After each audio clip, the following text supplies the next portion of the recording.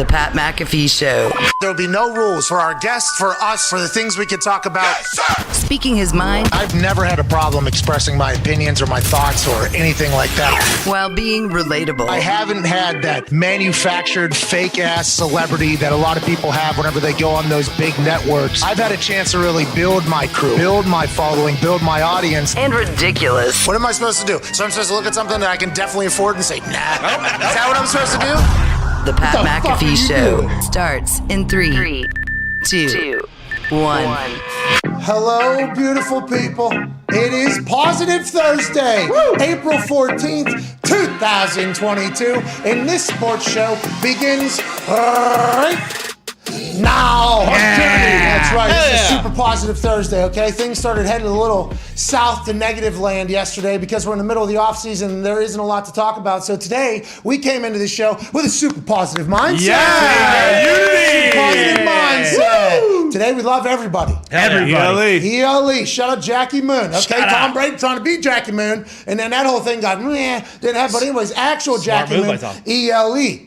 Today's that day. Today's a super positive day. We can't thank you enough for joining us here at youtube.com/The Pat McAfee Show. Darius Butler will join us in about 10 minutes or so. Can't wait to chit-chat with him about Stephon Gilmore visiting the Indianapolis Colts. Hey. Gilly Lock coming to town. Chris Ballard spending some bucks. That's good to see. That's great to hear. I can't wait to see Darius's thoughts on what he will do to the defense because we're signing this guy. Hell yeah. Jim Irsay sent the jet for him. Jim Irsay sent the big bird. You remember that one that Peyton and his son Marshall were playing catch on when they were going into the Hall of Fame? That's the one that Stephon Gilmore was working on back pedals in while he was flying to Indianapolis. This dude's a Colt. You need to all recognize that, and I am pumped about it. Now, probably need a weapon or two and some other pieces, but don't look now. I don't know what the Colts are for the Super Bowl, but fucking start staring it down. Whoa. Matty Ice is doing his thing. He's all the way back, got a chip on his shoulder. He's going to be doing it. I mean, the Colts, if we get Gilly Luck, and I have no, by the way, this is coming from somebody who did not watch a single snap of Gilmore's season last year. Sure. There wasn't that many. Well, that's what I had heard, which does worry me, but that is what I had heard. That's a good thing, though. Fresh legs. Didn't put miles on the legs. Yeah, you're right. He's fresh. He's fresh. Good thing. Positive. Yeah, absolutely. Super positive Thursday. Yeah. You're right. Super positive. He'll be back faster than ever. Yeah. Better than ever. Defensive Best MVP year a couple ever. years ago. Okay, good. So Darius will hopefully say that same exact thing, and we'll see what that happens. And there's other shit to chit-chat about, but the Toxic Table, this is a day you guys have been looking forward to for a long time. Yeah. Because you were kind of, I feel like, at Ty Schmidt rocking the John Deere cap and at Boston Connor with the mullet helmet.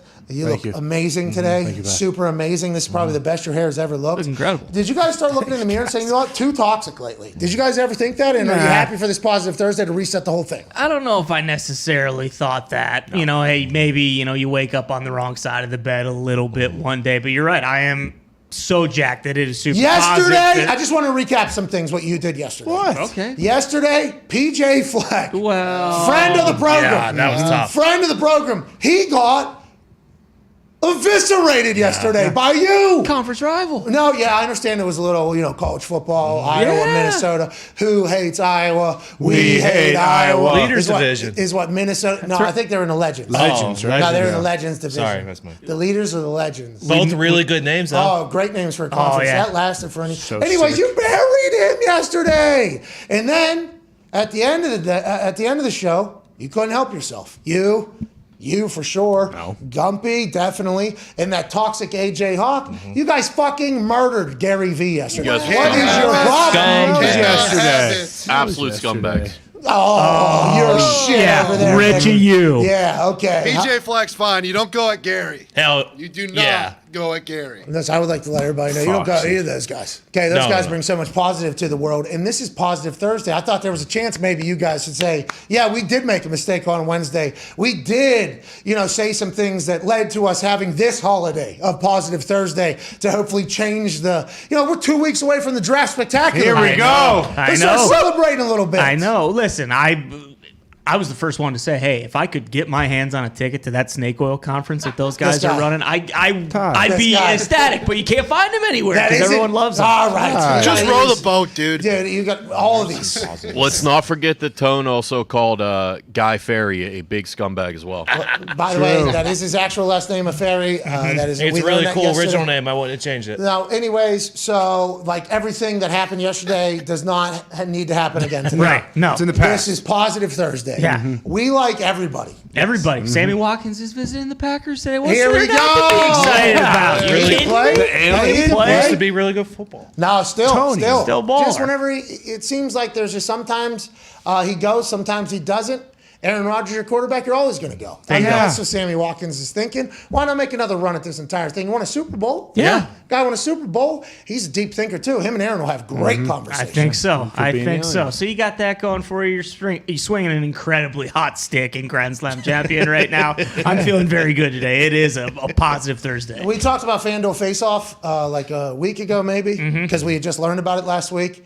And we said, hey, super positive about FanDuel Face-Off. Yeah. This is a thing where you can actually win real money, compete against people in, games of skill, I guess. Right. Sure. Because it's a video game you have to play. Yeah. There's a Grand Slam championship. Yeah. And you actually have to hit the right timing on when you swing. There's actual strategy. It's a full-on video game that you can gamble using your FanDuel Sportsbook account. And if you don't have sportsbooks allowed in your state, like it's available in like 30 states. It's like the most amazing thing we have encountered in some time. It's just a great time passer. You can bet like 60 cents and win $1, or you can bet like $12 and win $20. But you need to know at this point of the game, 1 week in, okay, there's some sharks that have gotten to practice. That's right. And if you have, and they set you up against similar skill levels, they say.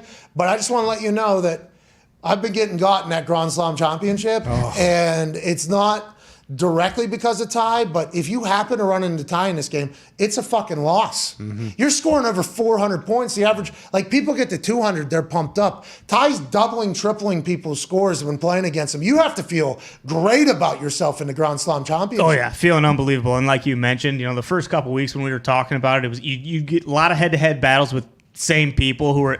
A lot of greenhorns on there right now. Yeah. So if you actually do get good at one of these games, I won like $150 yesterday. Congratulations. So, he had a great Wednesday. Yeah, I had a great Wednesday. So again, that's the world, right? Well, that was post-show. There's no karma at all. Because in the show, the way you were talking, you would think karma would have said, no Grand Slam championships. But you did. Yesterday, you were like, it's hot right now. Oh, yeah. Bat's hot. And by the way, he's like coding in the social network. When they go into that house and the dude has the headphones on. Wired in. And he's wired. Don't fucking talk to him. He's coding right now. That's what Ty gets in the middle of Grand Slam championship. He's just locked in on his phone. He's going. So I've moved my talents strictly to Wheel of Fortune. Ooh, how's that going? You got in there too. Really? I ran into some buzzsaw. I don't know what the fuck they did, how they did it. They must have not bought a single vowel and were able to figure out words that were, I don't know, the longest words I've ever seen in my entire life. Yeah. You watch on TV with Pat and Van, it's a great game, good time. A lot easier than the one in his Grand Slam championship. I agree. I feel like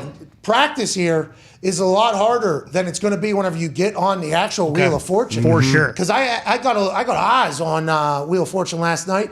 Pat and Vanna, because I've only been playing on the FanDuel Face-Off, where you can actually play Wheel of Fortune against other people and win actual money. It's unbelievable. It is the best. I'm a Wheel of Fortune person myself. I've said that a lot. You need a Jeopardy person in conversation. Need a Wheel of Fortune person in every conversation that you're making. Two very different brains. Need both, though. Need both. I had my eyes back on Wheel of Fortune last night for the first time in like a month. I've been playing the Wheel of Fortune on FanDuel Face-Off.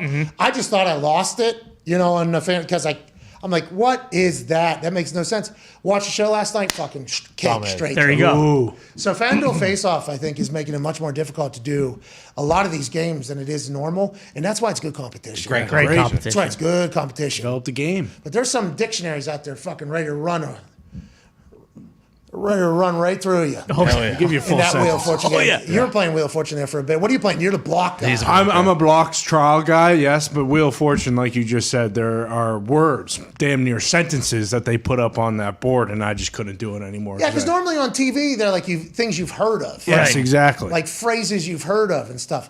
This, I don't think unless we come from the wrong, I don't know. What The explanation they have for under it is wrong like 85% of the time. Yeah, it's like quite a reach. Some of them. Yeah. It's It like, sucks. I don't know, guys. I'm 8-1 in cash games. I don't know what games you guys are playing. I don't know what books you're reading or I'm what telling shows you. you're watching. This guy, super positive. No, we're talking. Hey, congratulations. Hey, yeah. Super positive Thursday. Good work. Way to go. We're hoping to get like that one day. That's right. Eventually. Keep trying. Down the road. You seen all my stars. I sent a screenshot. Yeah, you did. I've won a lot in there, okay? But there's a 19,000er just sitting right around the corner. That one was absurd. That's tough. What am I doing? Who? How? What happened? Could be a bot. Accidentally. No, No, they 'cause don't They sync them have to. It's regulated, so they have to fucking. They'll wait for the opponent. Tone Diggs, what's going on, bud? I accidentally fucked around and got good enough to where I'm in like the upper level of Grand Slam champion, but I'm the worst one in yeah. upper level of Grand Slam champion. Yeah. So I've now lost Yeah, quite you're a bit of money. You're on the Grand youngest Slam. kid in the grade. Yeah, As yeah. opposed to being the oldest kid in the grade. It's tough. Yeah. You know what I mean? Those are two very different lives. We saw each other on the diamond yesterday. Tony and I did. Oh, how'd it go? Yeah. You throw up a 270 something, you feel pretty good about it, and Ty fucking dunks on you with 385, and it's just That's what I'm saying. Yeah, absolutely beat Tony's ass. On this particular super positive Thursday, I think like for me, and I think for a lot of us that aren't named Ty, like I think we're only running into sadness if we go into Grand Slam championship. I mean, it is. Stay out of there. They should put on a tournament. There should be like a heavy hitters, big dongs Grand Slam championship that FanDuel you puts entered the together tournament? there. I would love to. I have entered and cashed in a tournament. Those are pretty difficult. You will get some absolute sharks in there. But yeah, I'll welcome all challengers. All right, well, let's start chit-chatting about football a little bit here. The FanDuel Face-Off is awesome. Yeah, It's a get good it. time. It's a good pass timer. It's unbelievable. It is, and it's available in a lot of places. If you have to like wait for a couple minutes, say you're on the elevator or something like that, it's perfect to get a game. They're going to have to get new games in there. Oh yeah, Sure. for sure. They're going to have to get new Some games. golf. Yeah. Need a golf game. Oh, a golf game would be fucking awesome. Need that like longest drive or something. That'd be easy, too, because there's so many technology they already have in there. Exactly. Basketball game stinks. It Basketball does. game It's terrible. It does. Bruce loves it, though. Bruce loves it. Yeah. Something for everybody. Joining us now, ladies and gentlemen, is a man that we will be seeing a lot of this upcoming football season. Hell yeah. Which I am very excited about. A man who's a 9-year NFL vet, one of the smartest football players to ever play. I can only say that because I got to watch him work in team meetings and such like that. Incredible athlete, played all the positions in the secondary, host of the Man to Man podcast, ladies and gentlemen, Darius Butler.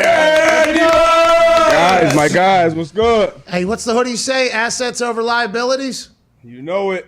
Hey, big business talk, DB. Big Hey, business. Big business. You got a lot of assets in there in the stew right now. Yeah, we got a lot. We need to Thank get rid you, of the D-Bud. liabilities. very positive of you. Hey, Yeah, like super duper negative Wednesday. That's a liability. In the rear view. Okay. We're in super Positive positive. Thursday. Yep, there it is. Super positive Thursday, D. But you know how it is. Let's talk a little positivity here. Stephon Gilmore visiting the Colts. This is awesome. I watched 0 snaps of Stephon Gilmore last season, so I'm not 100% sure how he played. He didn't play that much, I guess. But this is a massive thing if the Colts can get him signed. I guess Jim sent the big bird to pick his ass up and fly him Yeah. into Indy as well. He's a Colt. Is this good or bad? I mean, I think it's great if we can get him. I still think he's got juice left. He got on with the Panthers late, still played good ball. Obviously came off an injury the season before, but he was Defensive Player of the Year in 2020. And like I said, can still play. You know, he's one of those guys who you can feel good about a matchup if he's got to lock up with a one-on-one receiver. And with these big-time quarterbacks in that conference in the AFC, the more assets you can have in that defensive backfield, the better. So I think if we can get Gilly locked in the building, that'd be a very, very good move for us for that secondary. I didn't even think about that angle of looking at how stacked the AFC is because everybody just thinks about, oh, we should get weapons so we can match them. We got to be able to match. We got to be able to match. We got to be able to do that. But on the complete flip side there, it feels like the Colts have been very like, hey, we are going to have a stacked defense. It's been a commitment, I feel like, for a long time. They traded a 1 to get DeForest Buckner. That's a massive commitment. So Kenny Moe's there, right? Who will run where? Who all do they have in the secondary? And that feels like that's one of the tops in the NFL, right? Yeah, you got Blackman coming back off an injury. Yes. Julian Blackman. Hell of a player. Thank you for getting his name right, Connor. But yeah, Oh, yeah. Blackman, he Okay, comes back. pal. Yeah, you scumbag. The positivity. Positivity. You were. Remember when you were. Oh, that was the worst. That was a bad day. It's good to be a good guy again. Yeah, it's great to be here. Yeah. Sorry about that. It's a great day. It's a great day. But we got Blackman coming back. He's got to stay healthy. We just signed McLeod. I like McLeod. He's always around the ball, plays good ball. We lost Rocky Sin in the trade, but we got Yannick coming off the edge from the Raiders. We need a good 2 more legit guys in that secondary. So even if we do sign Gilly, we still need another top-notch either safety or corner to go out there and, like I said, match up with these. Because it's not only just the quarterbacks. It's obviously everybody's loading up with weapons on the outside. So in the secondary, for me, you need like a legit 6 starters. It's not like the old days where you need 4 guys that can go out there and start. You need legit 6 starters on that back end. Because if not, they will attack, right? If there's 1, 2 weaknesses, you can have 4 great, but as soon as they find or they feel like is the weakness, there's just plays designed specifically for said person, right? Yeah, it's matchup. It's a matchup game. So with these quarterbacks, especially with these receivers, some of these tight ends, you got to double these guys. Like you play the Raiders, you got to double Waller. You got to double Devontae. Somebody's got to get doubled. So that means those other DBs got to be able to win one-on-one matchup. So the better guys you can get out there, obviously, the better your chances are to win those. So you got to have them out there, whether those are safeties that can do multiple things like a Honey Badger. Yeah, where's he going? Like Gilmore, who you can just say, hey, you got him, and now we can shift some other guys over this way and handle business for the defense. So you got to have – and somebody's going to get hurt too. Somebody's going to go down, and then the backup's going to come in and have to play. So you got to have 6 at least legit dudes by there. You see what the Patriots are doing. They got like 4 guys that can start, at safety. And then obviously, got Malcolm Butler back. Patriots have made some sneaky good moves this offseason. I know a lot of people are talking about not having an offensive coordinator, but if Belichick is calling the offense, defense, and the special teams, I still feel good with that. Man, he probably is. That is a little scary to think about. Before I was going to interrupt you there about Tyrann Mathieu, but I want to follow up there about you saying you can have Stephon on somebody and have everybody else adjust. Is that person on the 1 from the other team, or is that person on the 2 and then you double the number 1 overall receiver? How's it normally go?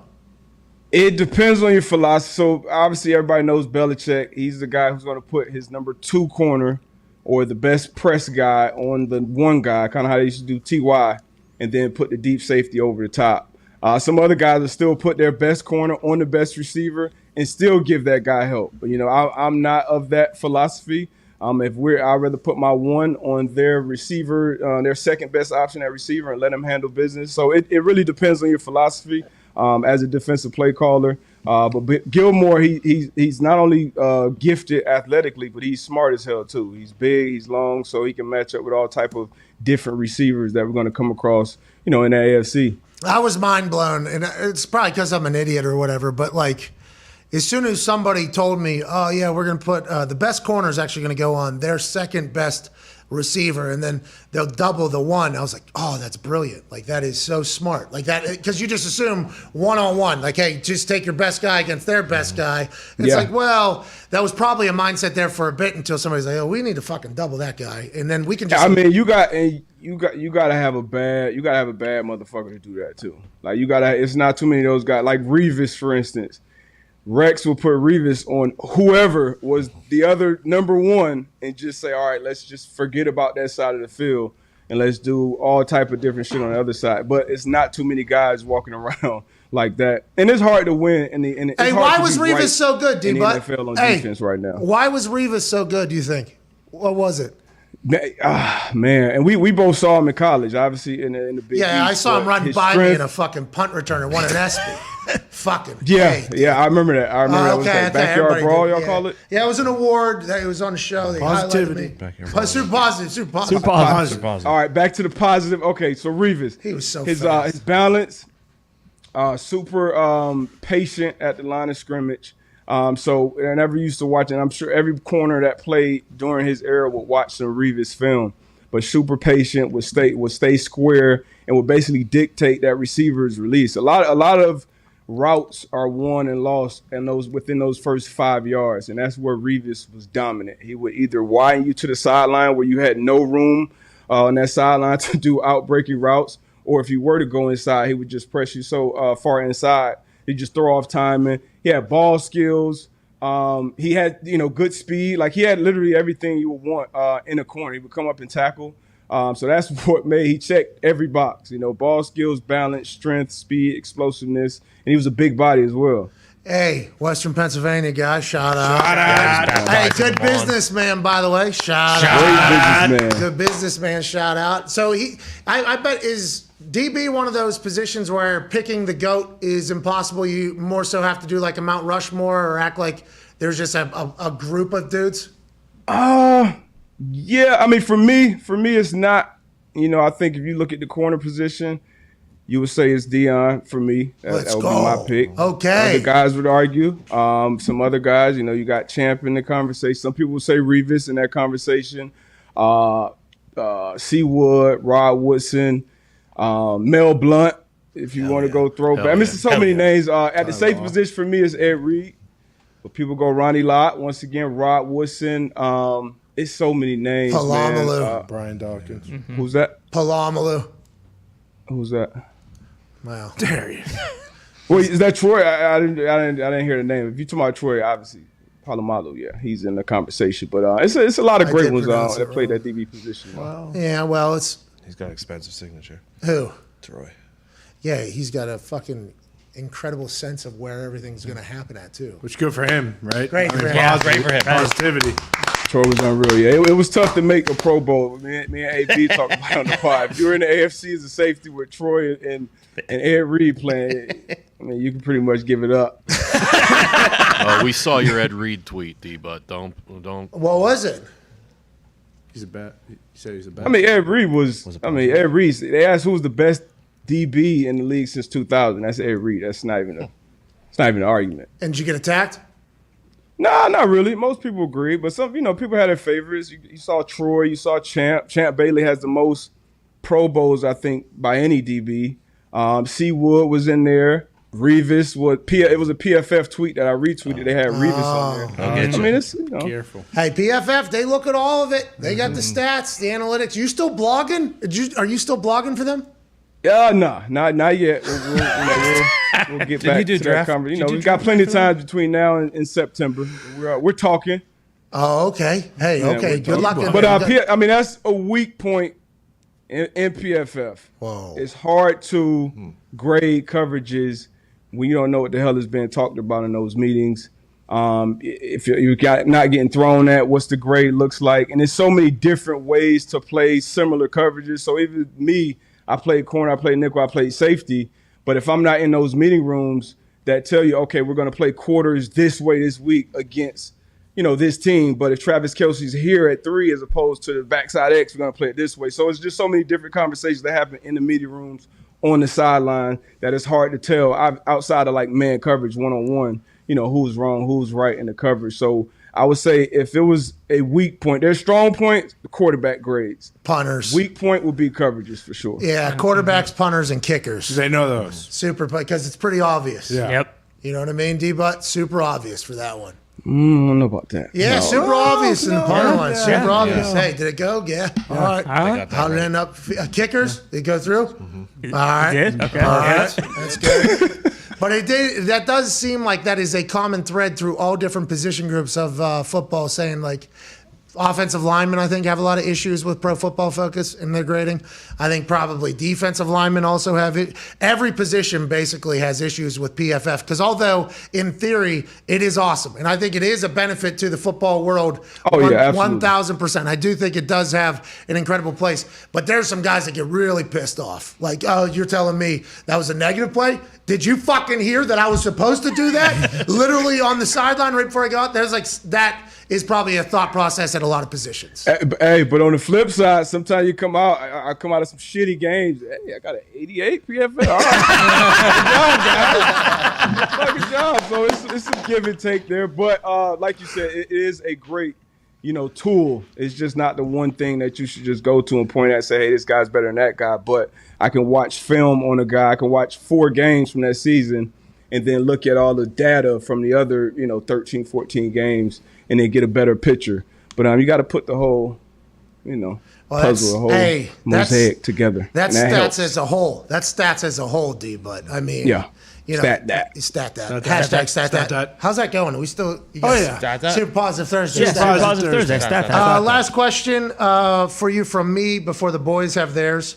Baker Mayfield chatted about his entire situation, and you have been a Baker Mayfield supporter. You didn't say like, hey, this guy's top 5 quarterback in the league, but you have said, hey, he's still a starter in the league and everything like that. After listening to the You Never Know podcast with him and Mike and the dog. Great dog. The dog was Dog awesome. Soul Show. Dog was awesome. Dog was awesome. Super chill dog. Such Oh, chill my God. dog. So cool. The Positive. vibe, though, there wasn't any anger. It didn't sound like there was any anger from Baker. It was more so like he's just very comfortable and content with like, yeah, I'm moving on. We're moving on. Like we're past whatever happened. He talked about some of the ups, some of the downs.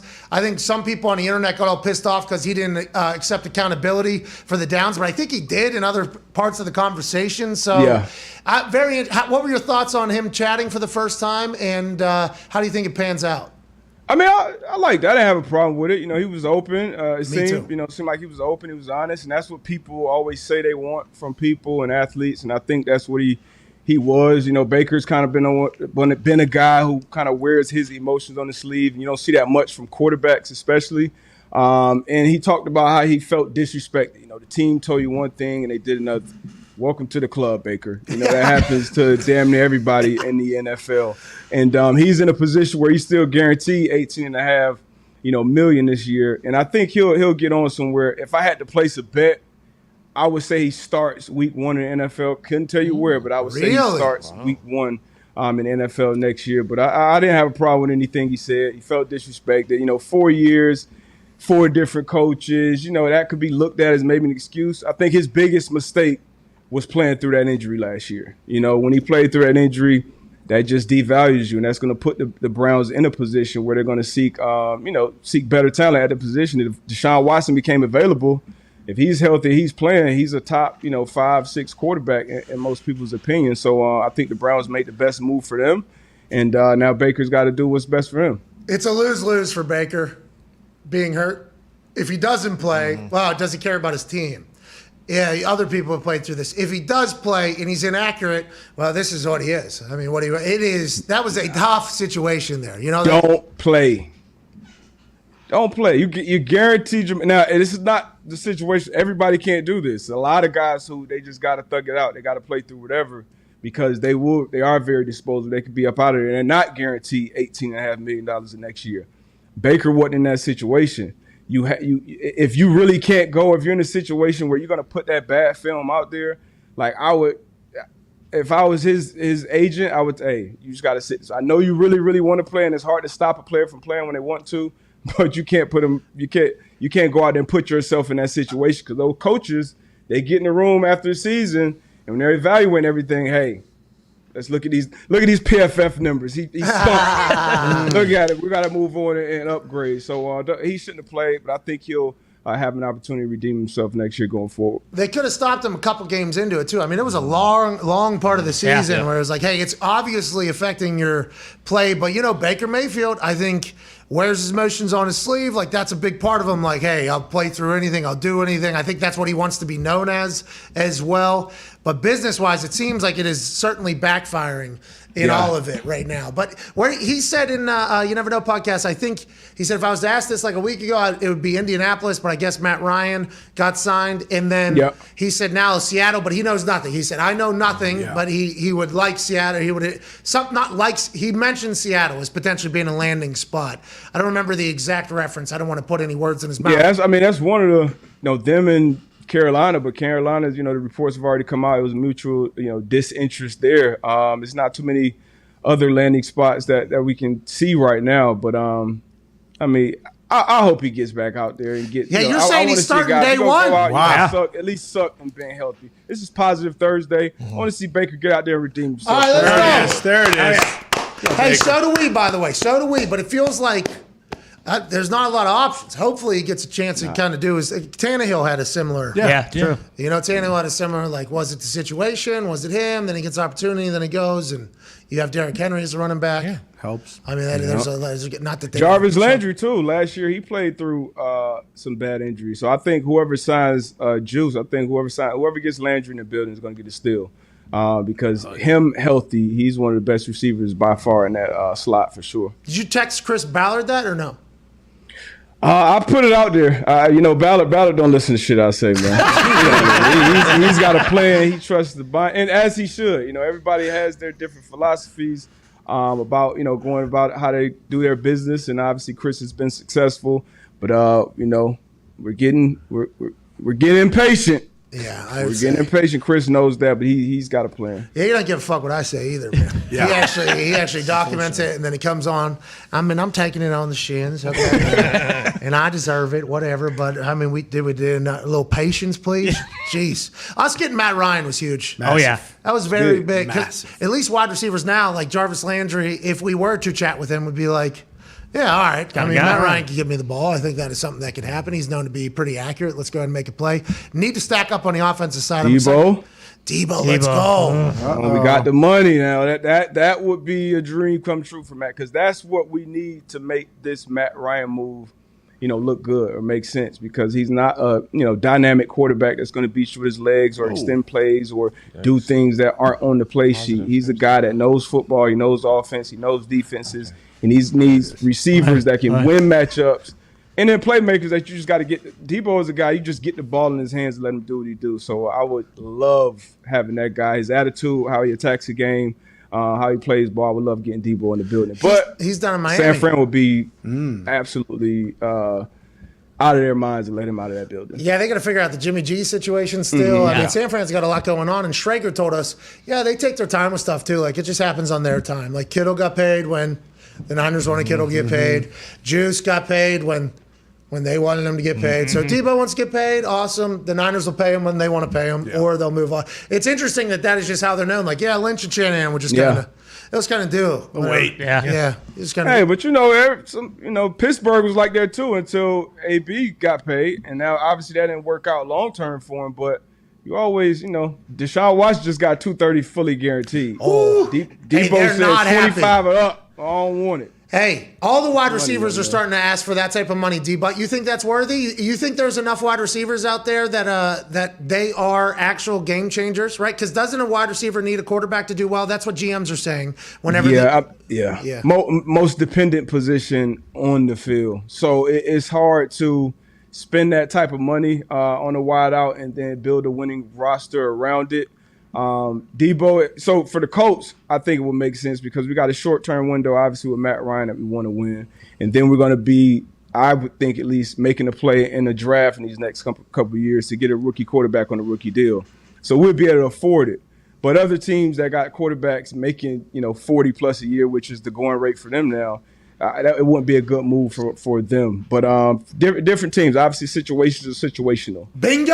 Wow. Yeah, Debo, I think he will be worth it, especially, and that would make sense for Indy, in my opinion. But it sounds like that's going to be the new thing. Whenever a quarterback gets paid, wide receivers getting paid as well. Mm-hmm. And it's almost like a bundle package that is going to start happening almost. But if you're the wide receiver, can't help the wide receivers for being like, no, we want that money as well. We're a big part of that money that quarterbacks are getting. I'm catching.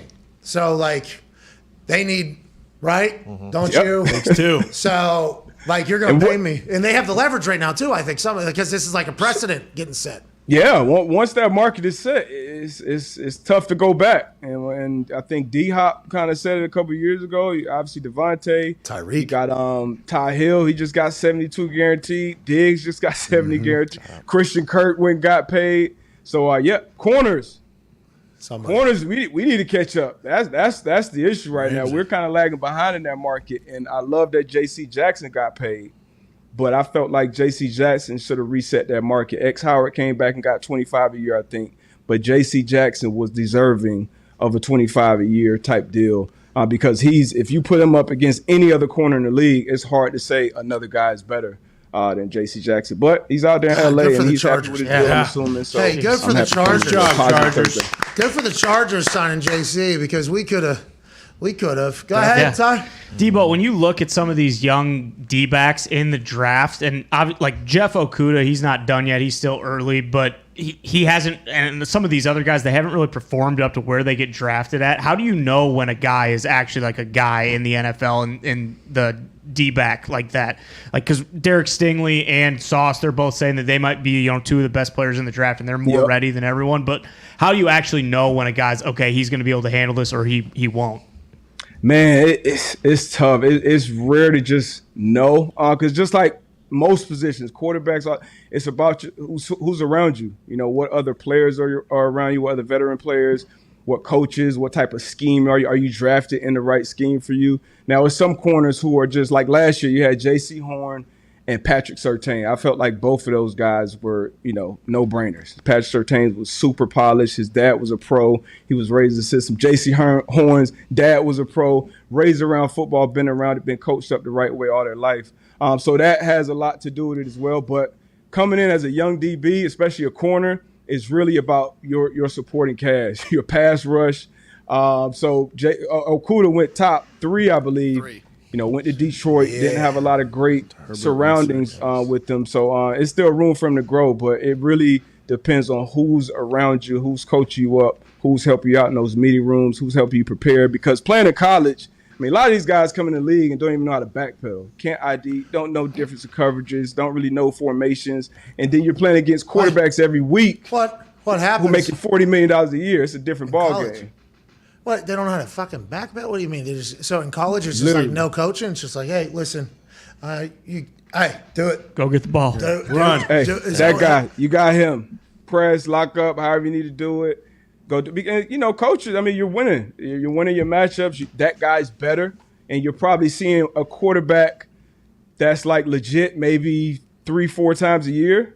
But then you get to the NFL, 17 weeks, like you got, these are dudes out there getting paid $40 million a year, and receivers that's getting 20 plus a year for a reason. So it's a completely different ball game, much less room for error. And you have to play the game between your ears pre-snap during the week. So it's a whole different ball game. So you got to do your research on these guys, and you also got to put them in a good environment. Super humbling, huh? I assume for some guys, and then some guys can't handle it. Oh yeah. As a DB in general, you got to have, all players do, but especially as a DB, you got to have a short-term memory. You're going to get beat. In high school, college, a lot of with Sauce, I don't think Sauce Gardner's giving up a touchdown in 2 years or something crazy like that. Like that doesn't really happen like that in NFL much. So you're gonna get humbled. At my rookie mini camp in New England, I would make a play, and my DB coach would be like, "Hey, Brady and Moss gonna be here next week. That shit ain't gonna work next week." Damn, coach, let me get my shit off this week. So it's definitely different. It's definitely humbling, but you got to be wired for it. Yeah, it's interesting. It's such the position, you have to be a Ferrari too. Like you have to, because you're reacting to everything else, and then you have to know what's going on. It's insane. And everybody's a fucking expert when you get beat too. So it's not like you getting D tackle, you blow an assignment, or a linebacker, you miss a gap. It's like, okay, let's put this replay on. Oh, yep, one hand catch. Tied on Jamar Chase in the end zone. Yeah, Darius Butler sucks. Yeah, you guys get dunked on. Yeah, a lot. Yeah, it's like kicker isolation almost too, because you're out in the middle of nowhere and you're getting beat. So you get like the kicker attacks potentially on a regular basis. No. You guys all right? Sorry. Everything what happened? We good? Well, I'm just saying, you probably got killed a lot on the internet. Yeah. It happens. It's part of it. Like I said, you got to have that short. And you got 60 plays in the game. You got 57 great reps. You have 3 shitty reps. You're the worst corner in the league. But, left tackles got to deal with it too. So, there's certain positions that are like that. Man, that's insane. Go right ahead, tackles too. Go ahead, Connor. Every pass rushers are crazy now. Yeah, insanity. Absolutely. Go ahead, Connor. Yeah, D-Bud, you mentioned the Patriots having 4 safeties, and one of the guys, Jabril Peppers, is on a 1-year deal, and he tore his knee last year. He hasn't really been as what everybody thought he was going to be. Why in New England do guys come in and just kind of have the best year of their career, then leave, get paid, and then eventually come back? Like Malcolm Butler, he's back already, and he got let go, and obviously J.C. Jackson had to leave. So why is that, you think? Like I said, the research part of it, knowing obviously Belichick, he'll see a guy and know, okay, this is what this guy does well. So let me put him in this position to excel. And then you're going to learn football on a different level than you ever learned it before. Peppers, I can see him coming in and being like a Patrick Chung type player. I actually hit Chung up once they signed Peppers, like, hey, this guy reminds me. Do you see the same thing? He was like, yeah, I think the same thing. He can play in the run game. He can match. He can cover. He can even possibly be a returner if he comes back fully healthy. But I think a guy like Peppers, it's a lot of still untapped potential there, and he can definitely be another candidate who comes there, ball, goes somewhere else and get paid, and probably eventually comes back again. But Belichick does a great job of obviously identifying strengths and weaknesses and then putting you in a position to excel. So what happens? Then you get to another team, and I'm not saying to you, but to guys in this particular case, and they're like, hey, this is what you did in New England, but we think you should do this. Is that what happens? And then they get put in a completely different role almost, and that's why they... Yeah, you get put in a different principle. role because a lot of guys, a lot of these front offices, they don't know football like that. Like literally, they don't know football. They can't watch film and say, hey, this guy will be good in this scheme. Like they look at, papers and analytics and numbers. And I will go on free agent visits and I will, have the visit and talk to my agent. And then my agent will tell me the guy that they're comparing me to, like, two completely different players. And I'm going another visit, same player, same comparison. Like, why am I keep getting compared to this dude? Oh, it's because you guys got the same games, the same reps, the same stats. So it's literally that. So that's why it's so many misses, especially when you're signing free agents. So if you don't bring a guy in that can literally fit in with the scheme, fit in with the locker room, a lot of times it's not going to work.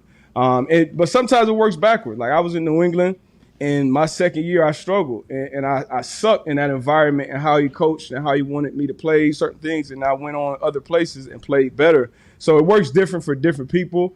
But that's typically why it happens in New England for players when they leave, have some success or not success, and then come back and latch back on with the Patriots. And I think Bill and them are happy to bring you back because you know what they're expecting. You've already been there. Yeah. Like, hey, you know exactly what we're expecting. You know what we're running.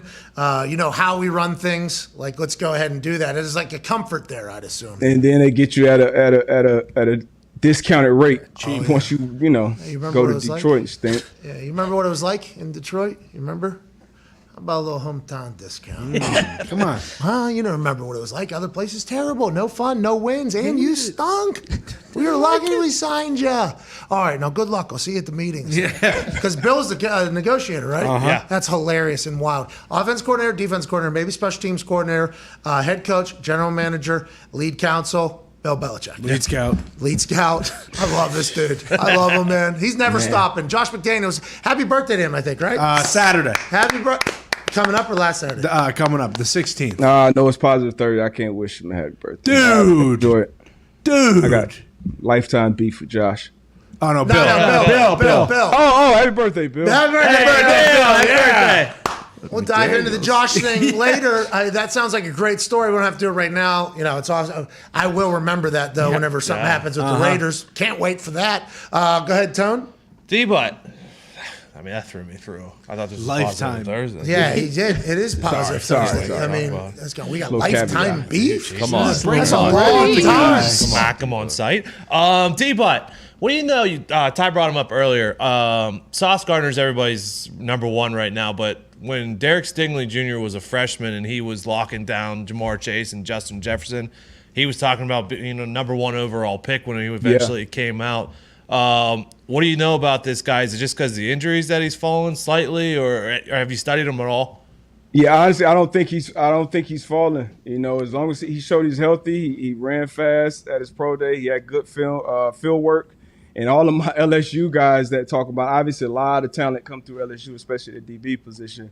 They speak very, very, very highly of him. And I think the scouts kind of have that same thought of him. I wouldn't be surprised if he's the first corner off the board. I'm waiting for Mitt's draft 4.0. But I wouldn't be surprised if Stingley's the first corner off the board, showing that he's healthy, showing that he can still – because evaluators, coaches, you got these egos. You feel like, hey, I can get that guy to play back at that level that everybody saw him at in that same regard. Sauce Gardner, he's checked all the boxes. He's played, at a very high level. He did all the things. He ran faster than I thought he was going to run at the combine. So he's, I think, worthy and warranted to go be the first corner off the board. But I would not be surprised if Stingley's the first corner off the board. His athletic ability, I think his ceiling may be higher. But Sauce is the more, ready pro. What are you doing for the draft? You with the Pro Football Focus, folks? I'm not sure yet, man. Might come up there and draft we need spectacular. Man. you. Yeah, we need invited. you. Yeah. We need you at Draft Spectacular. We're looking back on last year, trying to watch some film and learn from our mistakes. The first draft pick was until 59 minutes into the Draft Spectacular. So we're gonna beat that. Day not gonna do that again. It's gonna be interesting what story breaks right before the draft this year. I'm sure it'll be something. Day before. Yeah, I'm sure some things are being collected right now. Be some smoke too as people make their final. Fuck it, yeah, let's do it. That decision. Rap said possibly Baker. Baker Mayfield, maybe. All right, so you're joining us for the Draft Spectacular. Awesome. I'm up there. Let's do it. Okay, all right, good. Here we go. All right, this is sweet. 14 days away. We appreciate the hell out of you, man. We'll talk to you soon. Ladies and gentlemen, 9-year NFL vet, host of the Man to Man podcast, Darius Butler. Thank you, D-Butt. Appreciate you, man. I was trying to look. We had some text coming through. I thought some big stuff happened. I guess the NBA is fining Patrick Beverly for vulgar language on social media. Wow. Fuck, take your fucking bitch-ass motherfucking ass home. The NBA was like, all right, we can't have everybody doing that. Yeah, true. Can they find him was it on Twitter? It was on Instagram. IG. I was just saying, because if you don't like Twitter, and then you're allowed to do whatever. Yeah, because it's free speech, but I guess it's not being sold because a Saudi prince said he will not sell it to Elon, which was interesting on who owns. So somebody could make the decision on what to sell at Twitter. So that means somebody owns Twitter, right? Yeah. And it's publicly traded, I thought. So the highest stockholder, The highest stockholder, which is has that guy? control, turned down, I guess, the $43 billion offer from Elon Musk overnight. Sounds like a D-Butt, Josh McDaniels type beef. Well, it might be a lifetime beef between Elon and the Saudi prince. Yeah, that's crazy. We'll keep our eyes on the situation. It is Super Positive Thursday, but is. I really thought Elon getting involved would have been much more super positive on this particular Thursday. No I kidding. agree. Tom Brady said, "Excuse me, Elon, if you buy Twitter, can you delete my my combine picture off Twitter?" That's the type of thing that Elon would do, though. That's You right. think? Yeah, I think so. Nice enough, yeah. Free speech. He said, Elon Musk wants to spend $43 billion to acquire 100% of Twitter and ensure one of the world's most popular social networks adheres to the principles of free speech. I believe free speech is a societal imperative for a functioning democracy. This is his best and final offer, reports one of the Pomp Bros, Joe Pompliano. Thank you, Pompliano. Thank you, Thank you, Joe Pompliano. Hey, thank you, Joe Pompliano. When we were growing up, Joe DiNardo was the meteorologist to let us know what was going to happen. Sure. Now I'm old and I'm an adult, and it's the Joe Pompliano lets me know what's going to happen. Thank you, So I Paul. appreciate that. Thank you, Pompliano. So Elon will not be buying it, I guess. That was his final offer. I wonder if they will now ban Elon from Twitter, Yeah, interesting. which is what Elon was kind of talking about being the problem with Twitter, actually. Yeah. Well, I think that was the whole Brady thing, I thought. It's like, oh, well, actually, if people want to post it, they're allowed to now because of Elon. Hell yeah. Because, hey, free speech. Sorry, man. It is interesting because Twitter is a place that I've completely committed to. Yeah. A lot of my being. I love Twitter. It is very fascinating when like your tweets just stop showing up in people's stuff, and it's like, well, why did that happen? Shadow. Oh, you're shadow banned. What does that even mean? Who can fix it? Well, the algorithm. Who's the algorithm? Well, it's actually a bunch of computers over in. The answer to no one. Yeah, it normally runs its course.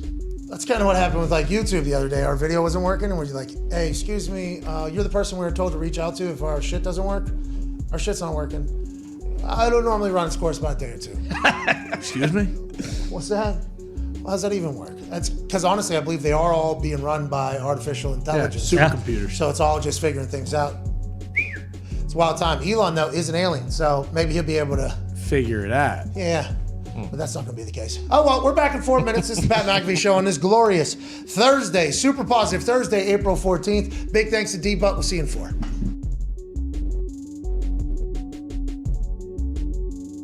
A year or two ago at this point, you came on the Pat McAfee Show, which is our boss and our friend, our daily YouTube show. And Pat presented an opportunity for you because I know, and he knows, and everybody knows, you've been trying to score a goal in the NHL for close to 20 years now. And Pat said he would donate a large sum of money if you were able to put one in that. You're gonna clear like above everybody, right? And it's gonna be in straight line, so it's not easy. Yeah. Hey, you get one this year? I'll give $100,000 to whatever foundation you want it to go to. They'll get me trying every night now. Yes. by the end of the season. Unfortunately, you weren't able to make that happen, but I want to let you know the offer still stands. So from now till the end of your season, whenever that may be through the playoffs, if you're able to score a goal, I want to let you know that he's going to donate $150,000 to charity of your choice. So no pressure or anything. I guess I'm shooting a little more, eh? If you guys get a little bit of a lead, I just wanted to let you know. Wait till the playoffs to do it, Mark. Yeah. Huh? Do it in the playoffs. Make it count. Make it count for real, yeah. Oh, jeez. That's good. I'll tell him thank you. That's very generous of him, and I'll try to get her done.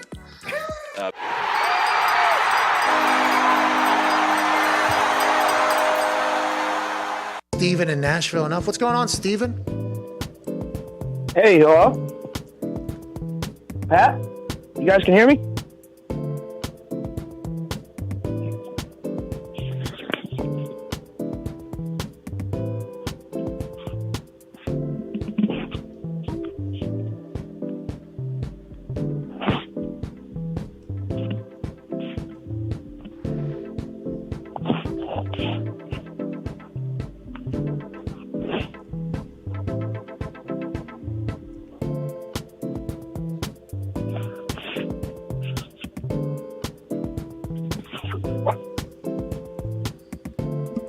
This is the worst call we've ever had, Steven. My God.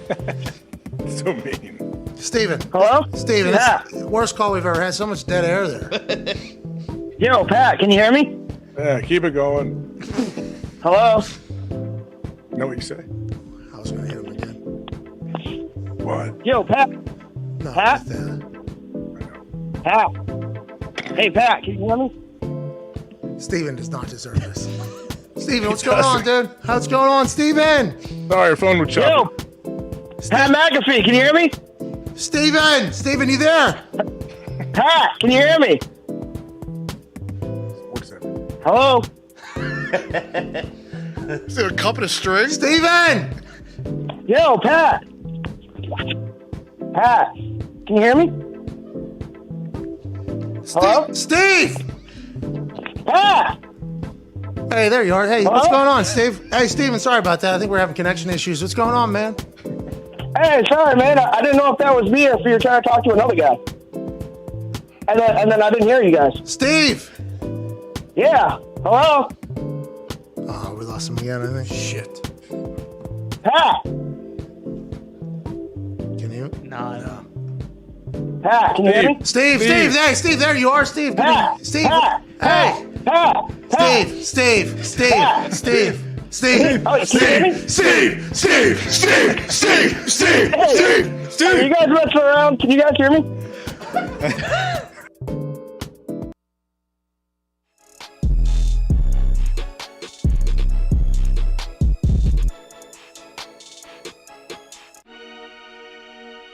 Hey, welcome back to the Pat McAfee Show. Tonight, 8 p.m. Eastern, the latest Foxy flick will be premiering at youtube.com/The Pat McAfee Show.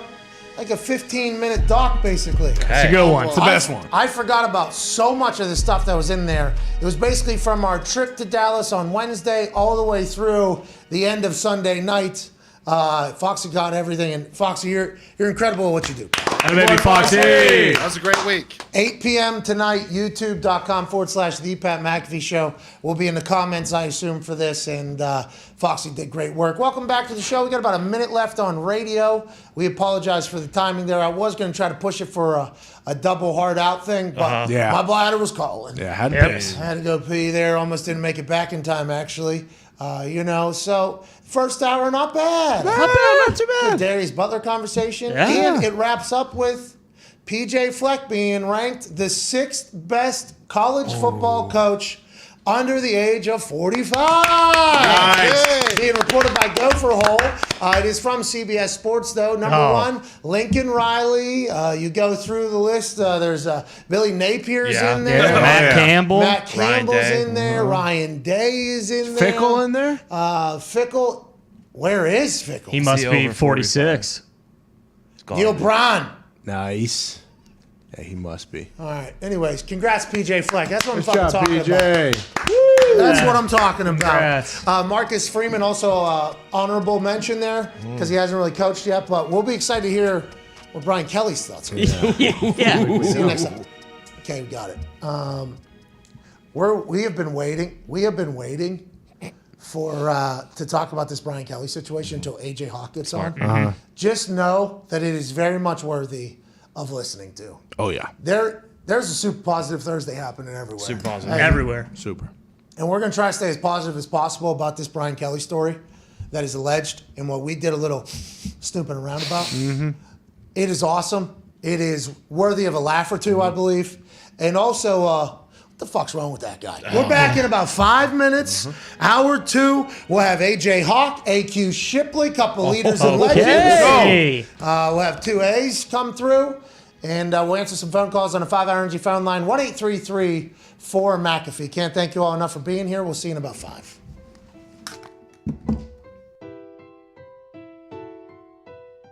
Hey, a little guy, bubble, where's the guy? Huh? We are live in the home of the Trashers, alongside 2 of the greatest Pisons of all time, AJ and Jimmy Galante.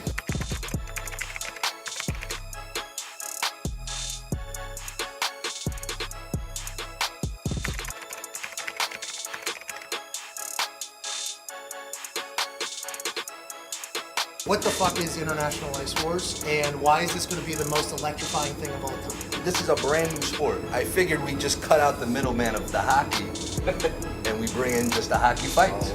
Since we have one of the most famous Italian families in American history, I would like to clarify some things. Am I allowed to just do this randomly?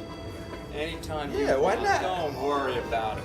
Hockey. Let's get rid of the puck. Let's get rid of the stick. Let's just have these 2 Goliaths fight each other. Is this what hockey is in the future, you think? Pat, there's an old adage that people say, I went to a fight and a hockey game broke out, and I think this is what we have here. You guys have captured the essence of it. Hey! Am I allowed to emoji with both hands? Am I allowed to do this? You can do whatever Whatever you you want. want. Whatever I want? You do whatever you want. How many fights May 21st? We have an 8-man heavyweight tournament on May 21st. We have 2 weight divisions, 200 and up and 199 and down. Am I allowed to do the hey, how's the mozzarella? You know, this thing is all upset. Look, he's getting tight over there. Hey, what's going on with the mozzarella? Hey, can I get the little Vaseline? Hey, a little gabagool. Am I allowed to do that? I have no problem. AJ? Yeah, I like it. How you doing? The thing I think people will like is it's hard to sit through 10, 12 rounds of boxing. I get tired doing this. Yeah, exactly. Each fight is 2 1-minute rounds. There's a thing that rhymes with a certain brand of pop. I believe it's called Faygo Pop. What kind of pop? It's Faygo with an Okay, F. If I was to substitute that F, put a I D see in what it, you're doing. Yeah. am I allowed to, hey, what's going on? Look at us. Word. Am I allowed to say that? I don't care. Look at us.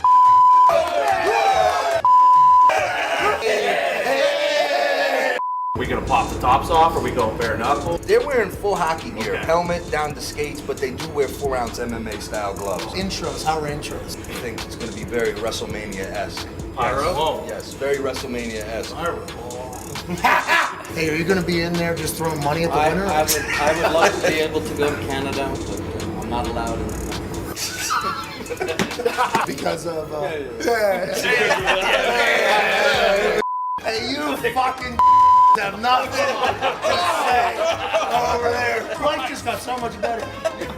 Do whatever you want. Hey. What does the winner get? A title belt? Oh, no. King of the ring, you get a crown. Who is the judges? The judges are going to be either current or previous hockey enforcers who know what to look for, rather than randoms like in boxing who've never boxed. Do you plan on any ex-NHL goons getting in? Hey, we'd love to if they're not scared.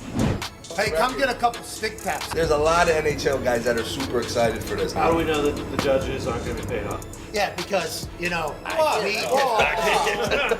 curb the people that may be some prejudice because of our front office staff, we have 5 judges per fight instead of 3. So it's easy to pull one guy out, but with 5 it's a little more difficult, so just in case. And here's the best part, if one of the judges is a current fighter, okay, we have a fight and you lose on the cards and you don't like it, you call out a judge for the next Ice Wars and fight them. Shouldn't that be how life is? A little Yeah. bit? Yeah. If it goes to a draw, it goes to an immediate 30-second icebreaker round on site. If the ref raises two hands, it's on site 30 seconds. Battle it out for the winner. Let's go. Who will get the crown?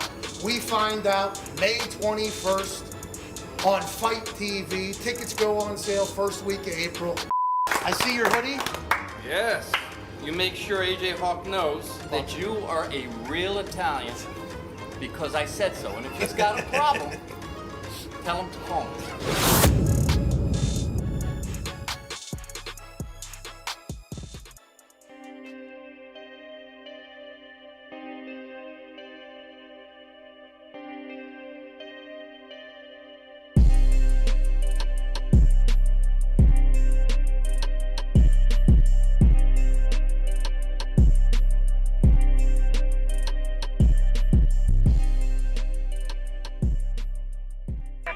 The Pat McAfee Show. There'll be no rules for our guests, for us, for the things we can talk about. Speaking his mind. I've never had a problem expressing my opinions or my thoughts or anything like that. While being relatable. I haven't had that manufactured fake-ass celebrity that a lot of people have whenever they go on those big networks. I've had a chance to really build my crew, build my following, build my audience. And ridiculous. What am I supposed to do? So I'm supposed to look at something that I can definitely afford and say, nah. Is that what I'm supposed to do?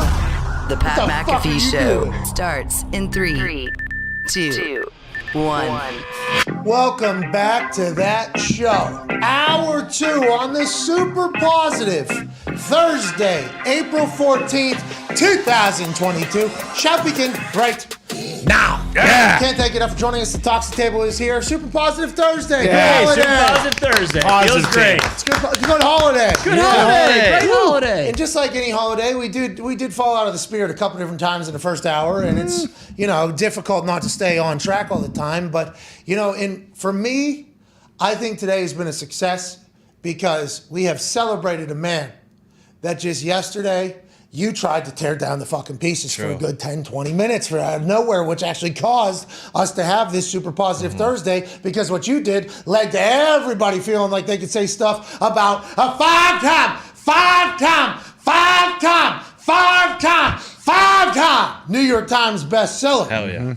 So we have Super Positive Thursday because of you. I hope you feel good about it. I feel great. And, I feel bad about Gary because he was really just taking ricochet shots from PJ Fleck, who you were mentioning Carmen in the first hour. Look at this. He's, number 6 best head coach in college football under 45. Yeah. I feel like I'm part of the reason they wrote that article. Oh, to bring him back up. Yeah, exactly. So maybe it's Carmen in the opposite direction, and now they can shine light on, hey, PJ Fleck isn't just your, run-of-the-mill snake oil salesman. He's actually a great football coach. He's top 6, dude. You need to relax. This is Super Positive Thursday. Super You're Positive saying Thursday. What they were saying. I'm saying what they were saying. At Boston Connor, the mullet looks fantastic. Oh, thank you, Pat. It feels more positive today, if anything. It does. It's glowing. Sure. It's I watched radiating. it. Yeah, thank you. What? Yeah, you look great. No, you look great. No, you look great. No, come on, you look great. Well, I'm gaining weight because I stopped the keto, but thank you. I did some curls earlier, making me feel good. I mean, you're doing intermittent fasting. You're not just completely off the wagon. Yeah, you're right. I'm trying. Crushing it. Thank you. You too, dude. No, come on. That's what Super Positive Thursday is all about. Yeah. Okay, I'm happy we could be an example for you, Tone Diggs, who's inevitably going to turn negative. What are you and I know talking about? in the back there, your little hammered down cowboy twin, he's wearing a shirt. He's been smiling a lot. I just want you to know, hey, happy Super Positive Thursday, Gum. You guys say whatever you want about Jackson, but I draw the line at Brittany. That's right. All she's done is loved her man. You leave her alone. That's super positive. Super positive. Thank you, Gumpy. Thank you. Thank you. Thank you. And joining us now is a man who was also a rather large reason why Super Positive Thursday was created. Yeah. A man who floods himself with toxicity daily, both through his broken fingers in his cell phone and his everyday just acknowledgement of how the world operates. A college football national champion, a Super Bowl champion, the number 7 ranked college linebacker of all time from a group of people that do rankings that we don't always agree with. Right. Sure. But still worthy of the conversation, best college linebacker of all time. Ladies and gentlemen, the Ohio State Buckeye, AJ Hawk. Yay! Happy Positive Thursday! Yeah, it feels good. Isn't every day a positive day for us, though, I feel? Well, that's the problem, is you're not treating today any different than you do yesterday, and that's a little worrisome because we all been celebrating Super Positive Thursday for the first hour, and you're already trying to deflect and get us off track. This is Super Positive Thursday. It's different than every other day, AJ. I'm glad to be a part of it then. I'm looking forward to having a couple very, very positive hours here ahead. Hell yeah. Okay, so let's talk about Brian Kelly. Yeah, what happened? What happened with him? Okay, so there are reports on the internet that Brian Kelly posted on his Instagram story a picture of a tweet that says, everyone who is connected with sources inside the current program knows that the Notre Dame athletic director is retiring in 2 years alongside President Jenkins. Notre Dame athletic director Jack Swarbrick. Jack wanted to please the people, so he didn't search for a coach and just hired Marcus. Hope he made the right choice, but I doubt it. That comes from the Twitter account Stinky123021. There's a big glare right there. Honestly, 173022153. Nailed it. At Stinky1730215. Okay? So Stinky posted this on Twitter. Somehow Brian Kelly screenshotted it and meant to send it to somebody on Instagram, or meant to just, maybe butt out, or maybe whoever runs his Instagram put this out there, because Coach O, former LSU coach, was giving pep talks to the Notre Dame staff and team, and Coach O said, "Well, yes, now you gotta win that, man." And he said, "With this staff, you're gonna win it all," or whatever. So Brian Kelly posts this, talking shit on his guy that used to work for him, Marcus Freeman. So we snoop around a little closer. Who the fuck is Stinky? 173022153 or whatever the fuck it is. Who is this? So I go to Stinky's account. Stinky's got one tweet. Okay, now they deleted this particular tweet. This is the other tweet. It's in a response to somebody talking about Coach Freeman. High school coaches know Freeman's been on shaky ground since day one. They're telling their kids to find a more stable landing spot. Ooh. So Stinky 173022153 appears to have quite an axe to grind on whether or not Freeman's going to be a good coach or not at Notre Dame, or whether or not he's going to have a job in 2 years when the AD and president inevitably retire. So you think to yourself, well, there's no way, that Brian Kelly would be this obvious. So then you have to go check Stinky 173022153. Who do they follow? Who are their followers? So you look at who they're following. The first person that they are following, Brian Kelly. Oh, wow. Okay. So then they follow Brian's son, Brian's daughter, Brian Polian, who's a special teams coordinator. I don't know. He went to LSU with him. He was with him in Notre Dame. I know him from back in Colts days, basically, and he's a special team guy, and basically everything else associated with the Tigers down there. So you automatically assume to yourself, there's no way Brian Kelly would be running a burner account just burying Coach Freeman. Right? That wouldn't be happening. No way. No. But then he screenshots it allegedly and puts it on his own Instagram story accidentally, and then he has to delete it down. We don't know if that's true because we didn't catch it when it was live up there, but somebody reported it, and that picture looks pretty damning, but the internet can Photoshop. So is Brian Kelly Stinky 173022153 on this Super Positive Thursday, AJ Hawk? Why though? He hired Marcus to campus, to Notre Dame. Is this? There had to be something going on. If this is true, why does Brian Kelly? Does he just want them to stink so it makes him look better? Like, hey, I'm the only one that can win there. I'm not 100% sure, but it has to be for recruiting, right? This is probably for recruiting purposes. Maybe. Are they really recruiting against each other a lot though? LSU and Notre Dame. I mean, I'm sure they're the big time guys. I guess. I don't know. I have no idea. And who is Coach Brian Kelly sending that to in his Instagram? Was he just pissed too because Coach O said pumped up the staff how great they were, and he's probably never said that about Brian Kelly? Yeah, I'd assume. Yeah, it's like the ex-girlfriend going to fuck, you know what I mean? Yeah. Like they're dating, we might as well. Exactly. If we know anything about But Brian Kelly left on his own. He didn't get pushed out. No, yeah, well, that's why we're saying this guy is a maniac. If this is the case, that's what we're saying. That's what we're saying. That's what we're trying to say to you. Like, he should be happy for his guy getting a head coaching gig, actually, because that's like his coaching tree potentially growing and everything like that. But that wouldn't be the case because it seemed like he screenshotted it. Well, and he also didn't. When it first came out, like Marcus Freeman, he wanted him to come with him and make him the highest paid coordinator in in the nation, and he was just like, I think very quickly he was like, no, I'm staying at Notre Dame because it was before the bowl game. I don't want to do that to these guys. So I wonder if it does go a little deeper. But then you think, well, this is too obvious. This might be somebody impersonating, Brian Kelly. More obvious, the less obvious, though. That may be what they're thinking. Well, yeah, exactly. I think maybe you would think somebody's trying to set up Brian Kelly by running a burner that is too clearly Brian Kelly, which has happened on the internet before. People have acted as if they were somebody else's burner account and made it too obvious. It was like way too obvious. Can't do it. It got sniffed out. Almost a catfish burner account, which is a wild thing, but that is what the internet does. But him posting it on his story is kind of like the smoking gun out there. It's like, well, he knows it exists. And it's almost like too obvious. The first follow is Coach Brian Kelly. The only other the person following him is one person. And I think they just started following him within the day because it was like a college podcast, a college football podcast, I think. Well, and the timing of the tweet doesn't make any sense for him to put it on because it's from January 4th. Like, was he going through Stinky's profile and then did he just search Freeman on Twitter and then look for the worst one? It doesn't make any sense. Go back to the Instagram story. Oh, yeah, 1/4/22. He had that stored in his phone, right? If he saw had to have. And if nobody saw it, who liked it? Well, the one like was from. Anyone important? I think I looked. I don't think it was important. I don't think it But was. like, important. I need to. For this to happen, you're right. Brian Kelly does have to be a lunatic, but Stinky, one second. and I'm gonna say it's the most positive way possible. Go ahead. His entire career, he has been a lunatic, but in like a good way that makes you win football games and make bad decisions with windy practices and like do weird accents for recruiting and stuff like that. But his family, I can't judge him. By the way, I would. If you had me around a bunch of how's it going all day, and then you asked me to go speak at night, and I might have had a wine or two. I'm probably going, hey, how we doing down there? Yeah, we are kind of the champions of that. Yeah, Pat steps foot inside of Texas, and immediately a bolo tie sprouts with a cowboy hat and boots and boom, crushes it. Boom. When in Rome, they say, right? Except for that, I guess. But, that tweet was deleted, so I don't know who liked it. There was somebody who liked this stinky one, and it was Richard19138054, and that person's last tweet publicly is them trying to enter one of our contests. So, who do they follow? So I think, it's just full circle. Yeah. What's he gonna say though when they ask about it? What's he gonna say? I don't run my socials, man. I honestly don't understand technology.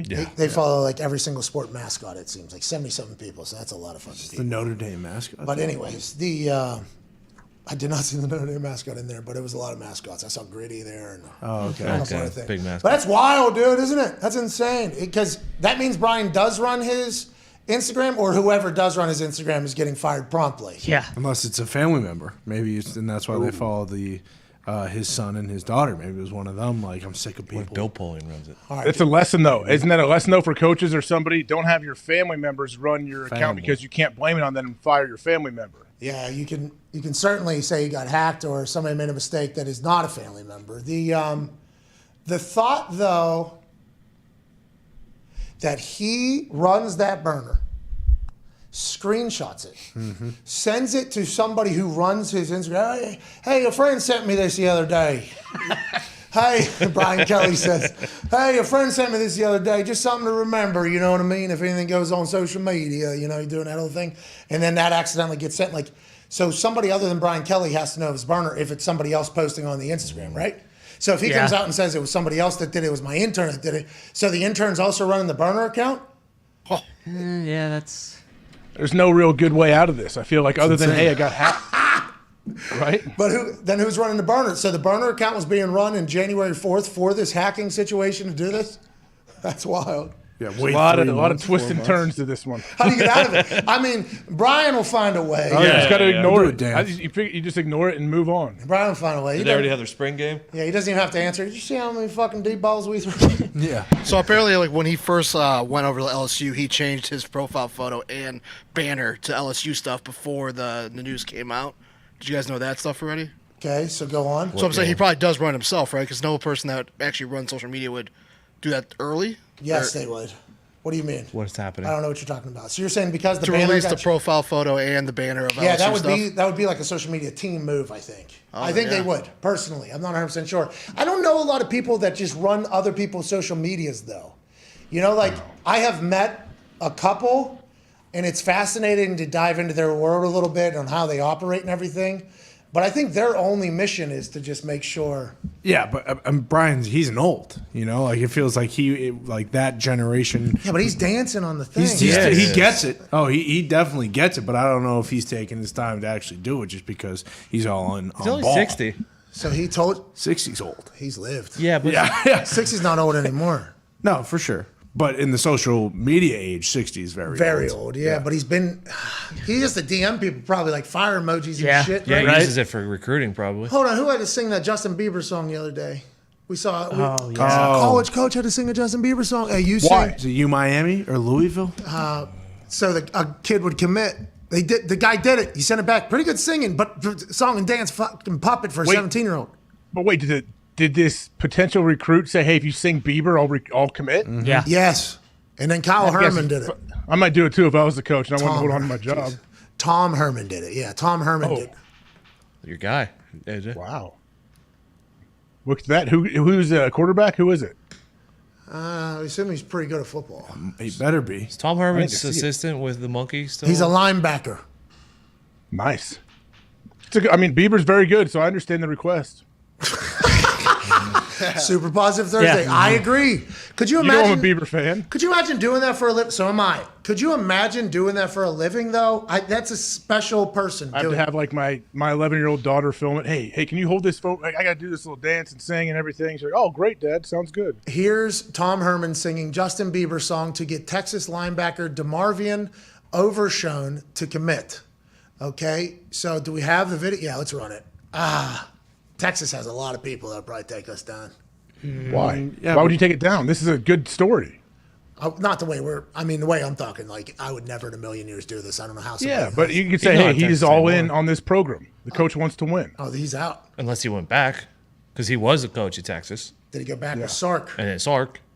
Right now, he's listed. Last year, he was a offensive analyst for Chicago Bears. So this is old? It's an old story? So this is just coming out about him now? No, because I thought the recruit posted on his Twitter. Yeah. And his Instagram saying that he was committing. Maybe he's just putting in some extra work. Whatever the case, he was singing for a 17-year-old. And that's the type of commitment that I don't have, but I have the utmost respect for all those college coaches out there that are doing the song and dance. Literally, the song and dance. Do we really think though that this recruit requested it? Like, do you think this got back? Yes. I didn't. Yeah, we saw the entire DMs. It was like, hey, you sing this, you sing Justin Bieber, I will commit to the school or whatever. I literally saw it and I almost puked, and then I came back and it just got brought up again here. I just heard it and I almost puked. Yeah. Well, just the whole story is. Hey, this dude's a fucking ball player, though. Oh, yeah. He better be. This dude is a ball. Do you have the screenshots, too, of the message or whatever? The whole story? Or do you just have... I will commit if you sing that one Justin Bieber song, is what he said. And then here's Tom Herman coming back. Oh, for you, I would have done whatever. Stop the song. I can't take it anymore. I can't do it. That happened. That was it. It was an audio message. It wasn't even video. All right, go back to it. Yeah, go back to it. It was audio. Oh, for you, I would have done whatever. And I just can't believe we ain't together. I mean, pretty good rhythm. Pretty good voice, yeah. Wait, who was that? It's Tom Herman. That was Tom Herman and the kid, or just Herman? Well, Are we positive it was Tom Herman? I don't know. Yeah. Are we positive it was Tom Herman? We are not. No, I just can't find it anywhere on the internet. So that's no. He's not the Look coach. for his socials. Overshown. But he's not the coach at Texas, so the timing seems a bit odd. Yeah, it might be one of the recruiters. Is the guy with the monkey and the stripper still there? That's what I was wondering first and foremost. Definitely. Whatever That happened really with died that? down. Do we ever hear what happened with that? No, Is the monkey still there? I hope. Yeah, because the people came in and went into the monkey space. That was what they said in court. And there were signs that said, Listen, don't come in. I'm going to do my research on this. Tom Herman did not deserve this. If it was if it was not Tom Herman. Okay, hold on, let me see. I literally seen it and almost vomited on the end. Like I literally almost puked. I was like, man, how do people do that? Insane. But hey, hell of a football player. He plays really well. You guys win. I guess you just make a bunch of money being a coach somewhere. Is that how it all works? Oh, he's a senior, so DeMarvio on Overshown is a senior at Texas. So yeah, this could have been when Tom was there. And this was okay, so this story is just getting leaked now. Okay, all right. Allegedly, Tom Herman tried to fight Mike Vrabel at an Ohio State practice a couple years ago. How'd that go, AJ? I don't know. Where did Nick hear that? Just reading it. A couple of Ohio State guys had a podcast, and they were talking about it. Herman was the OC, I think, and Vrabel was linebackers coach, and they got into it a little bit. Nobody wants to fight Mike Vrabel. Right? I mean, that's... Yeah, I doubt he wanted to get physical. There's also that one Ohio State coach who definitely wanted to fight Tom Herman. Ryan. Locked himself in a room or something with his wife. Yeah, Who? There's a bunch of alleged stories. I think he has a podcast now. He does that whole thing. He and Tom Herman got into it publicly, right? Whenever Tom got signed or whatever. Super Positive Thursday. Joining us now. Super Positive Thursday. Super Positive Thursday. Joining us now, a guy who was a coach. Hey, we're talking about the college football coaching world and if that song's real or not, where somebody had to sing a Bieber song to land a commit. And they're doing that okay, a lot of respect for that commitment. I can never do it in a million years. Then in the NFL, the amount of hours it takes and what you have to go through to be a coach. Me and AJ have talked at length publicly. We could never do it. Hey, we do not. That is something that's not for us. A man did that. And not only did he do that, he did it well. Hell yeah. Super Bowl champion. Woo. Friend of the program. Ladies and gentlemen, making his triumphant return to this show after a couple-year lockdown as a coach in the NFL. Ladies and gentlemen, AQ Shipley. AQ! Man, great to see you. How we doing, guys? God, it's great to see you, dude. How are you doing? Well, I'm doing great. I feel like since it's Super Positive Day, it was only fitting that you brought the most negative human on your show. You. Yeah. Well, that's the only reason why I brought you on today, because it's Super Positive Day. Could have done it yesterday. Yesterday was super negative. Can't have you getting added into that. All right? Didn't need the storm to continue to brew. Today's Super Positive Thursday. At least you have a little bit of a mindset. Hey, we're going to be positive over here. Okay? Woo! You two A's, leaders and legends. Huh? You guys? Let's fucking keep it positive on the screen today. Okay? Let's keep it positive out here. AQ, why'd you rat out BA and Tom Brady to Rich Ornberg? Wow. Why'd you do that? And how come you didn't tell us? How come you didn't tell us? I am still not happy about that, AQ. When did you start working for Pro Football Talk? No, that was a while. I'm just curious as to how we're just guessing sources these days. I mean, it is a wild world. Let's talk about the coaching thing. And obviously, that was not you. The fact you even have to come out and talk about it is specifically because I'm forcing you to do it. And there's a lot of other things to talk about. Let's do it. Would you ever get back into coaching again? 1 year coaching. Me and AJ, whenever we talk about it, we go, God damn, that is a profession we would never be able to do. You have to be able to, I think those professions are certain humans. You have to be a certain human to do it. You did it for a year at a very high level in a place with a lot of people that you knew, in a team that was good. What are your thoughts on coaching as a whole, and will you ever get back into it, you think? I don't want to sit here and say never, but I mean, at this time in my life, I couldn't justify it, right? I got 2 kids. I got a third on the way. Hey, within the week, boys. Congrats. Within the week. Congrats. So sometime the next week, we got the third one coming. Little mini me finally getting a boy. Oh, hell yeah! Yeah, pretty excited about that. But so for me, I mean, I enjoyed. I think we can all probably agree, right? I enjoyed being with the boys. I enjoyed the game planning, the chess game, the Monday through Sunday, right? I enjoyed that part of it. It's just for me, I got these 3 kids under the age of 4. And for me, I had a hard time justifying not seeing them Monday through Friday. I couldn't do that at this point in my life. And that's not to say that down the road, I mean, I may not get back into it, but, I had a great time. I learned a lot from being on that side. I can't thank Bruce Arians and the Tampa Bay Buccaneers staff. You hate that guy. I love that guy. You know that. I mean, the guy employed me for 10 of my 13 years in this business. So, there's not much else to get into besides that, except how much respect I have for him. AQ, can you walk us through a little bit what your schedule may look like in the middle of the week? When do you show up and when do you leave? Say Tuesday, Wednesday, Thursday. Yeah, and that's, I mean, honestly, like, I think under Bruce, I mean, you guys have heard him speak so much about, family and not missing kids' games and things like that. So I was probably in the best situation that you can be in at this level, because you hear the stories of staying until 12 a.m., 1 a.m., 2 a.m., whatever it is, right, during the week. And, fortunately for me, I was in a position where we weren't really doing that. We got our work in, we got in as close to out as you can say, right? But, I mean, Monday, Tuesday, Wednesday, it was a grind. You were in there at 5:30 a.m. and really getting out of there by, when you got your work done, hopefully by like 8:30, 9 o'clock at night. So for me, my two kids are going to bed at 7 o'clock. I mean, I'm not seeing them until Saturday morning, when I get to sleep in an hour and see them for 20 minutes. And then, whatever we do before, if it's a home game, you get to see them a little more. But, away games, then you're on a flight again at 1 o'clock, 2 o'clock, and you don't see them again. So I couldn't justify it. But that was pretty much the schedule for the most part, Monday through Wednesday. Thursday started to taper back a little bit. Hey, and we have nothing but respect for the men and women that commit their time for the NFL, because somebody has to do all that, right? Like, somebody has to do all the film study. Somebody has to check all those things, because in every other building that is happening. And that's almost like you're almost competing with a ghost at that point on who can watch more film, I feel like. I'm just from outside looking in. Am I accurately describing that?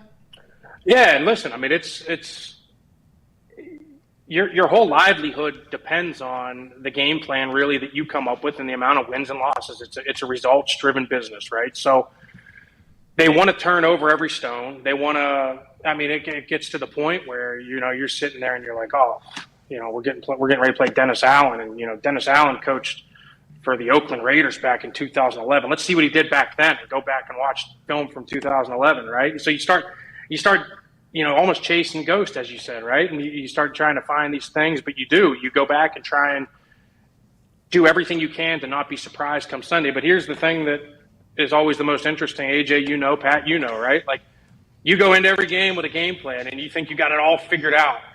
And the second series, they throw a blitz that, what the fuck? We didn't see that blitz in practice. Holy shit! What do we do now? Right? And then you got to sit there, and then it becomes the chess game, and you got to figure it all out again and come up with in-game adjustments. Yeah, adjustments are I think those are the that's the game changer between the coaches that are at different level, is the who can adjust to the things that they didn't expect to see, even though they watched film from 2011 and even back to the 1900s. Some motherfuckers are watching film. What was it like with Tom, hindsight, looking back? Because you played with how many? 4 number one overall picks? 4 number one overall picks? Yeah, something like 4 or 5. It might be 5. I don't know. Let's do the math. 6. It's something like that. All right, so Sammy Bradford. Michael Vick. Kyler Murray. Carson Palmer. Andrew Luck. Okay, so your ass has been in front of a lot of number one picks. Hell yeah. All right. Woo! And we appreciate that. Thanks for a lot of money, too. A lot of money. A lot of money right there behind you. Right there. Yeah, right there. Well, nowadays it's normally like 3 yards, 4 yards back every single time, but it used to be just right there on top of you. You know what I mean? Yeah. Tom Brady, what was he like as compared to everybody else? Why is he the GOAT? Do you think you got it kind of pinpointed on why he's the greatest football player of all time after getting to watch him from a different perspective and playing alongside him? Listen, I got to watch him firsthand, work, the year before as a player, and then just kind of sit back and watch kind of the way he operated the whole week, as a coach this past year. And it's special to watch. I mean, what he's able to, just he cares about winning so much, right? And so to watch the amount of effort that he puts in addition to what he's getting from the coaches, right? It's you don't see that much from it. It's almost like he has the answers to the test on Saturday, and he's the only quarterback, he's the only player I've ever played with that, really come Saturday.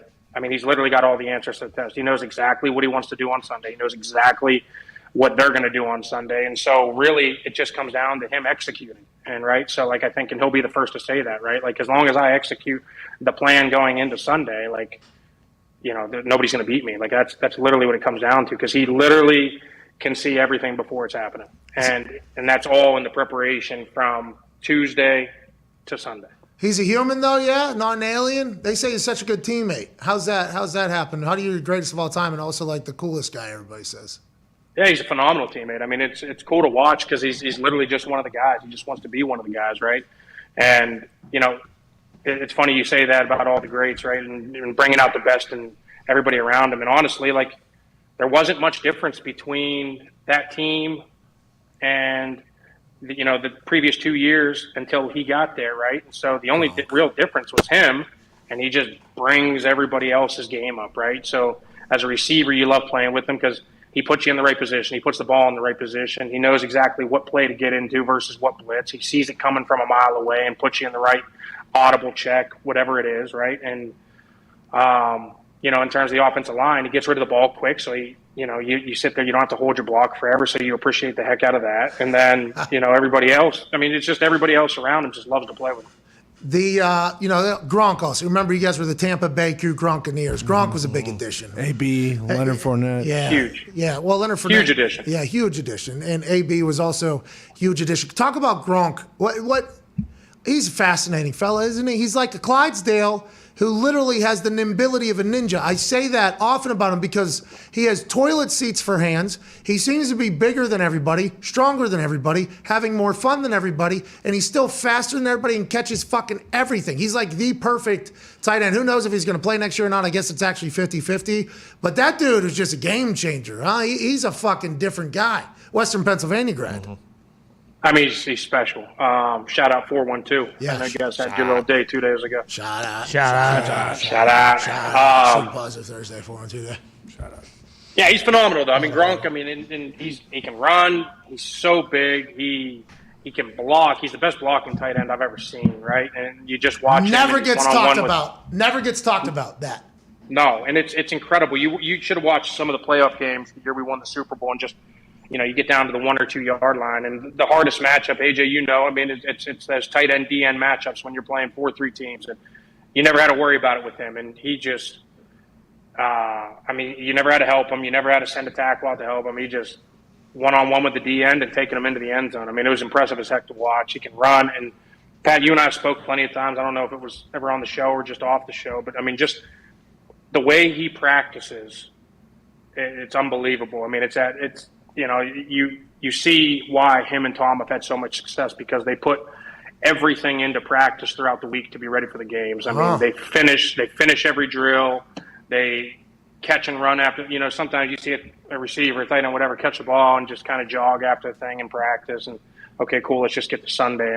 Every single time he catches the ball, it's boom, turn up field, get 10, right, and finish it in the end zone, whatever it is, right? And he's just running everything full speed. He's trying to block everything. Everything he does is full speed, and it's no question as to why he's had so much success. Jeez. AQ, were you kicking yourself that you weren't able to get down there and try to maybe hold up AB in New York when he had his little incident? It's such an unfortunate thing. He's such a good player. He worked harder than almost anybody I've ever seen. Honestly, he was out there. Practices super hard, right? Practices super hard. He's and in an NFL practice, right? The offense goes while the offense goes. The defense is off while the defense goes. The offense is off. He never took a period off. If the offense was off, typically you're catching your breath waiting for the next period of practice. He's grabbing Tom, going and running routes in the end zone. He's grabbing Tom, working on hots and sights, whatever it is, right? And he's always, or he's over at the jugs machine catching another 50 balls between the next. So he worked so hard. You can never say a bad word about that. I think you probably heard plenty of people say that, you kind of wish that it didn't escalate as quickly as it did. And I think, I would echo that statement, but it is what it is. It happened the way it is, and it's unfortunate. Hopefully, he gets another shot. Dude, if he was super injured in that, he had a guy on skates for 20 yards in that first half. He's unbelievable. I'm excited to see who signs him. Because that's going to be a big take. I guess Floyd Mayweather said, "Hey, if you sign AB and he messes up or whatever." I'll give you $20 million, he said. I believe. Damn. That was on the internet earlier today. Because it is one of those things where he changes the team. Mm-hmm. Yeah. He changes. Defenses are fucked whenever him and Gronk are on the field at the same time, let alone Mike Evans and Chris Godwin out there. That team was stacked. That had to be a blast playing for that. It's the most talented team I've ever been a part of. And it's funny, you mentioned Chris Godwin almost as an afterthought. The guy was maybe the most important guy on that offense. If you really break down film and study the film and watch Chris Godwin. Yeah, I'm telling you, this dude, he did everything for that team. He's the guy that's motioning in and digging out the safety in the run game. He's, cutting off the backside pursuit, and he does everything. He's making the catches in traffic across the middle. He's running the deep routes. He's literally running the reverses. He's running the quick screens and getting up the middle and, taking the hits and not worrying about it, right? He does so much for that team. So I hope he comes back from that injury and, is able to do exactly what he was doing. Yeah, I hope so too. I was hoping he would come to the Colts. He got tagged, right? No. Then signed an extension. Yeah, for years. He's going to be down there for a couple years. And I remember you talking about how great he was, how awesome he is.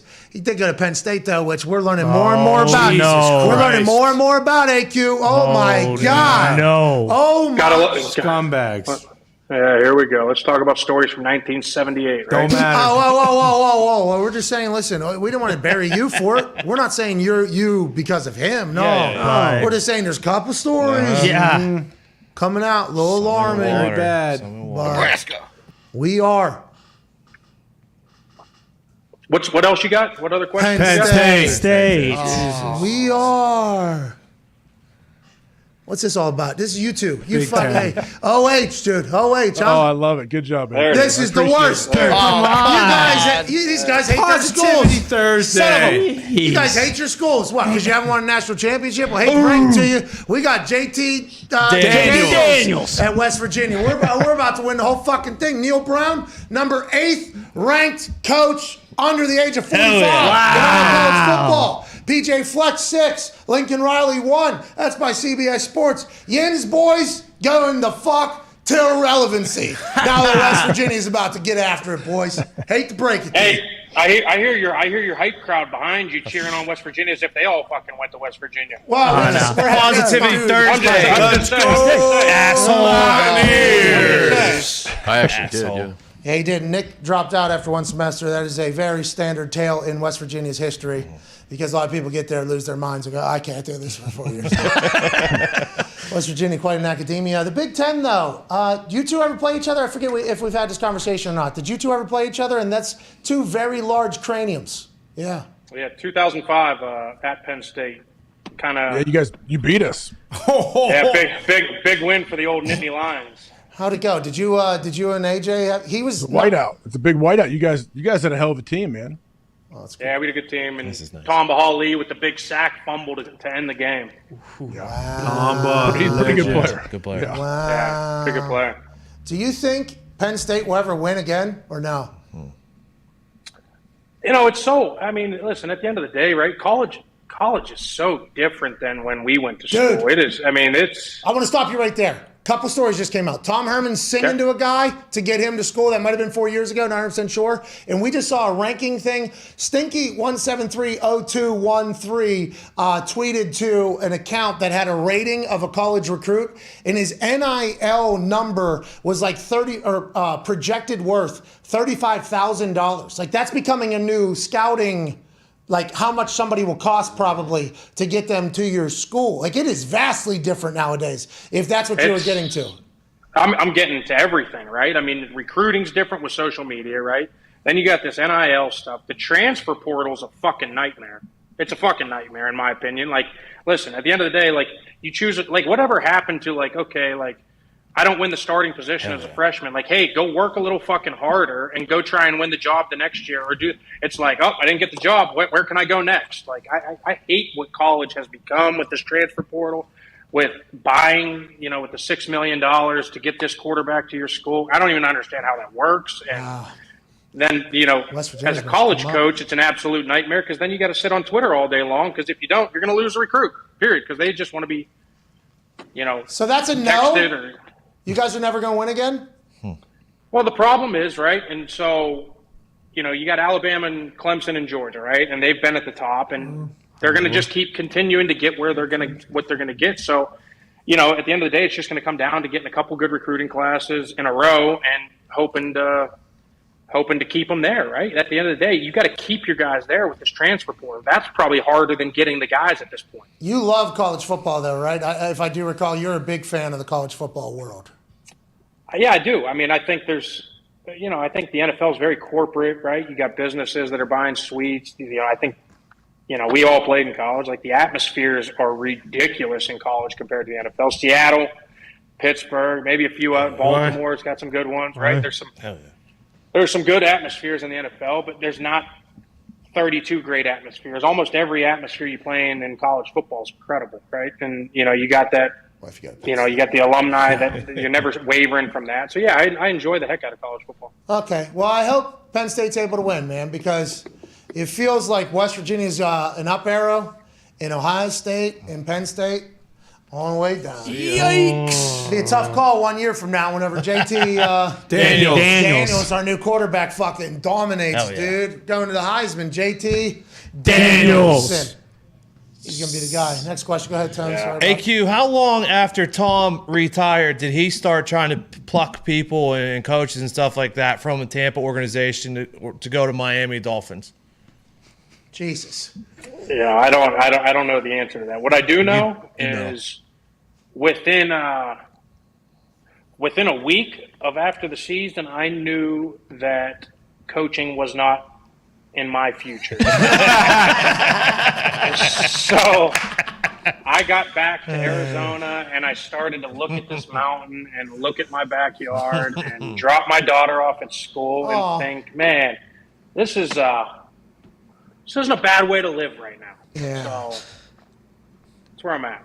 Did you? So there was no thought like if Tom wasn't going to retire or anything like that, I'll come back and one more for Tom. One more for the Gipper. One more for Tom Brady or that Mountain View. Listen, I'm as big of a fan of Tom Brady and kind of what they're doing down there with that organization, trying to kind of go all in, and it's just not for me right now.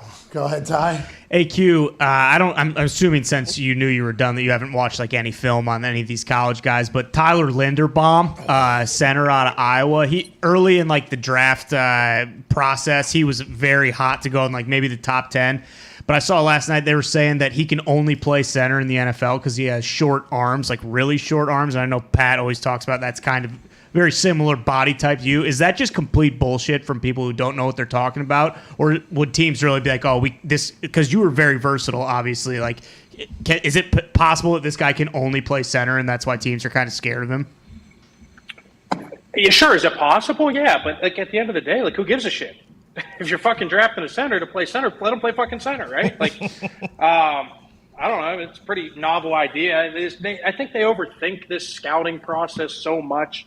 It's funny, like they sit here and say he had short arms. He had an inch and a half longer fucking arms than I did. I played 12 years, right? Like, so, like, what? Like, I might as well have not even had fucking arms, right? T-Rex. Like, T-Rex over here. But I mean, it's so funny to me because, listen, inside, like I get needing length at tackle, but inside it's a bar fight, right? You're just trying to get your hands on as fast as possible. The center has the advantage because he knows the snap count. He's usually jumping the snap by a tick, right? And boom, he gets his hands on you. It's over. This kid is a stud. I've watched him play. I've been a big fan of what Iowa does offensive line-wise. Tristan Wirfs is one of my favorite players in the NFL. He's an absolute animal, an absolute freak. And, you know, you look across the board and you take Iowa, you take Notre Dame, you know damn well you're getting a guy that's ready to come into the NFL and play. So I think it's an obvious over-scouting reach, and the kid's going to come in. He's probably going to play at a very high level, and he's probably, guess what? He's going to play fucking center. Holy shit. Hey, what's the name of that award? College? The Remington Trophy. He won that, I think, right? As did you. Look at you looking out for each other. Looking out for each other. Big Ten short arm centers winning awards and dominating, and then people have to talk shit all of a sudden. It was fascinating because I feel like it went to your advantage a couple different times. Honestly. Listen, I enjoyed having, obviously would I've liked to have had 34, 35-inch arms and been 6'5"? Yeah, I probably would have made fucking $50 million more, probably. But that mountain view would have been a little nicer. Yeah. I would have been a little closer to the mountain. But, you know, it never hindered me, right? I mean, I played against nose guards that, Linval Joseph has the longest arms I've ever seen, right? I played against them, and I never sat there and felt like I can't get my arms in this guy. Where is he, right? Like, I'm still able to get my hands on him. Now, was he able to bench press me off? Yeah, because he's really good at football. But it never hindered me. I think it's like I said, it's such an over-scout. It's just like, you know, I watch your show all the time, and I see the thing about Kenny Pickett's hands. It's like, come on, what are we doing? Hey, listen. Like, we're just looking He's wearing for gloves. stuff. That's right. He's wearing gloves already, this guy. Can't throw the ball. You had to play against Aaron Donald a lot in your time in Arizona. Pittsburgh guy, obviously from Penn Hills. Why is he so different than everybody else? I think you've answered it, but after now you're coaching for a year and you're looking at it through a different lens. Why is Aaron Donald, do you think? And did you shit your pants the night before? Yeah, that was a shit your pants type situation. Hey, listen, I'm gonna tell you this: if you had my wife on this show, she would tell you what the Saturday before playing Aaron Donald was like. Nightmare. It was. I mean, if you walked in the room, talk about positive. It was like, get the fuck out of the room. Like, I need to sit here and just focus right now. Like, I need to figure out like how to stop this freakazoid for the next 60 minutes tomorrow, right? Like, so, you know, you sit there and you have these plans, and everybody has these plans to go against, and it's like every O-line coach is like, get your hands on him, get your hands on him. Okay, well, easier said than done, right? Let's go put our hands on him, and boom, and now he's by you in a quarter of a second, and it's a sack fumble in the fourth quarter of the Super Bowl, right? Like, he's just so good, so quick, so athletic.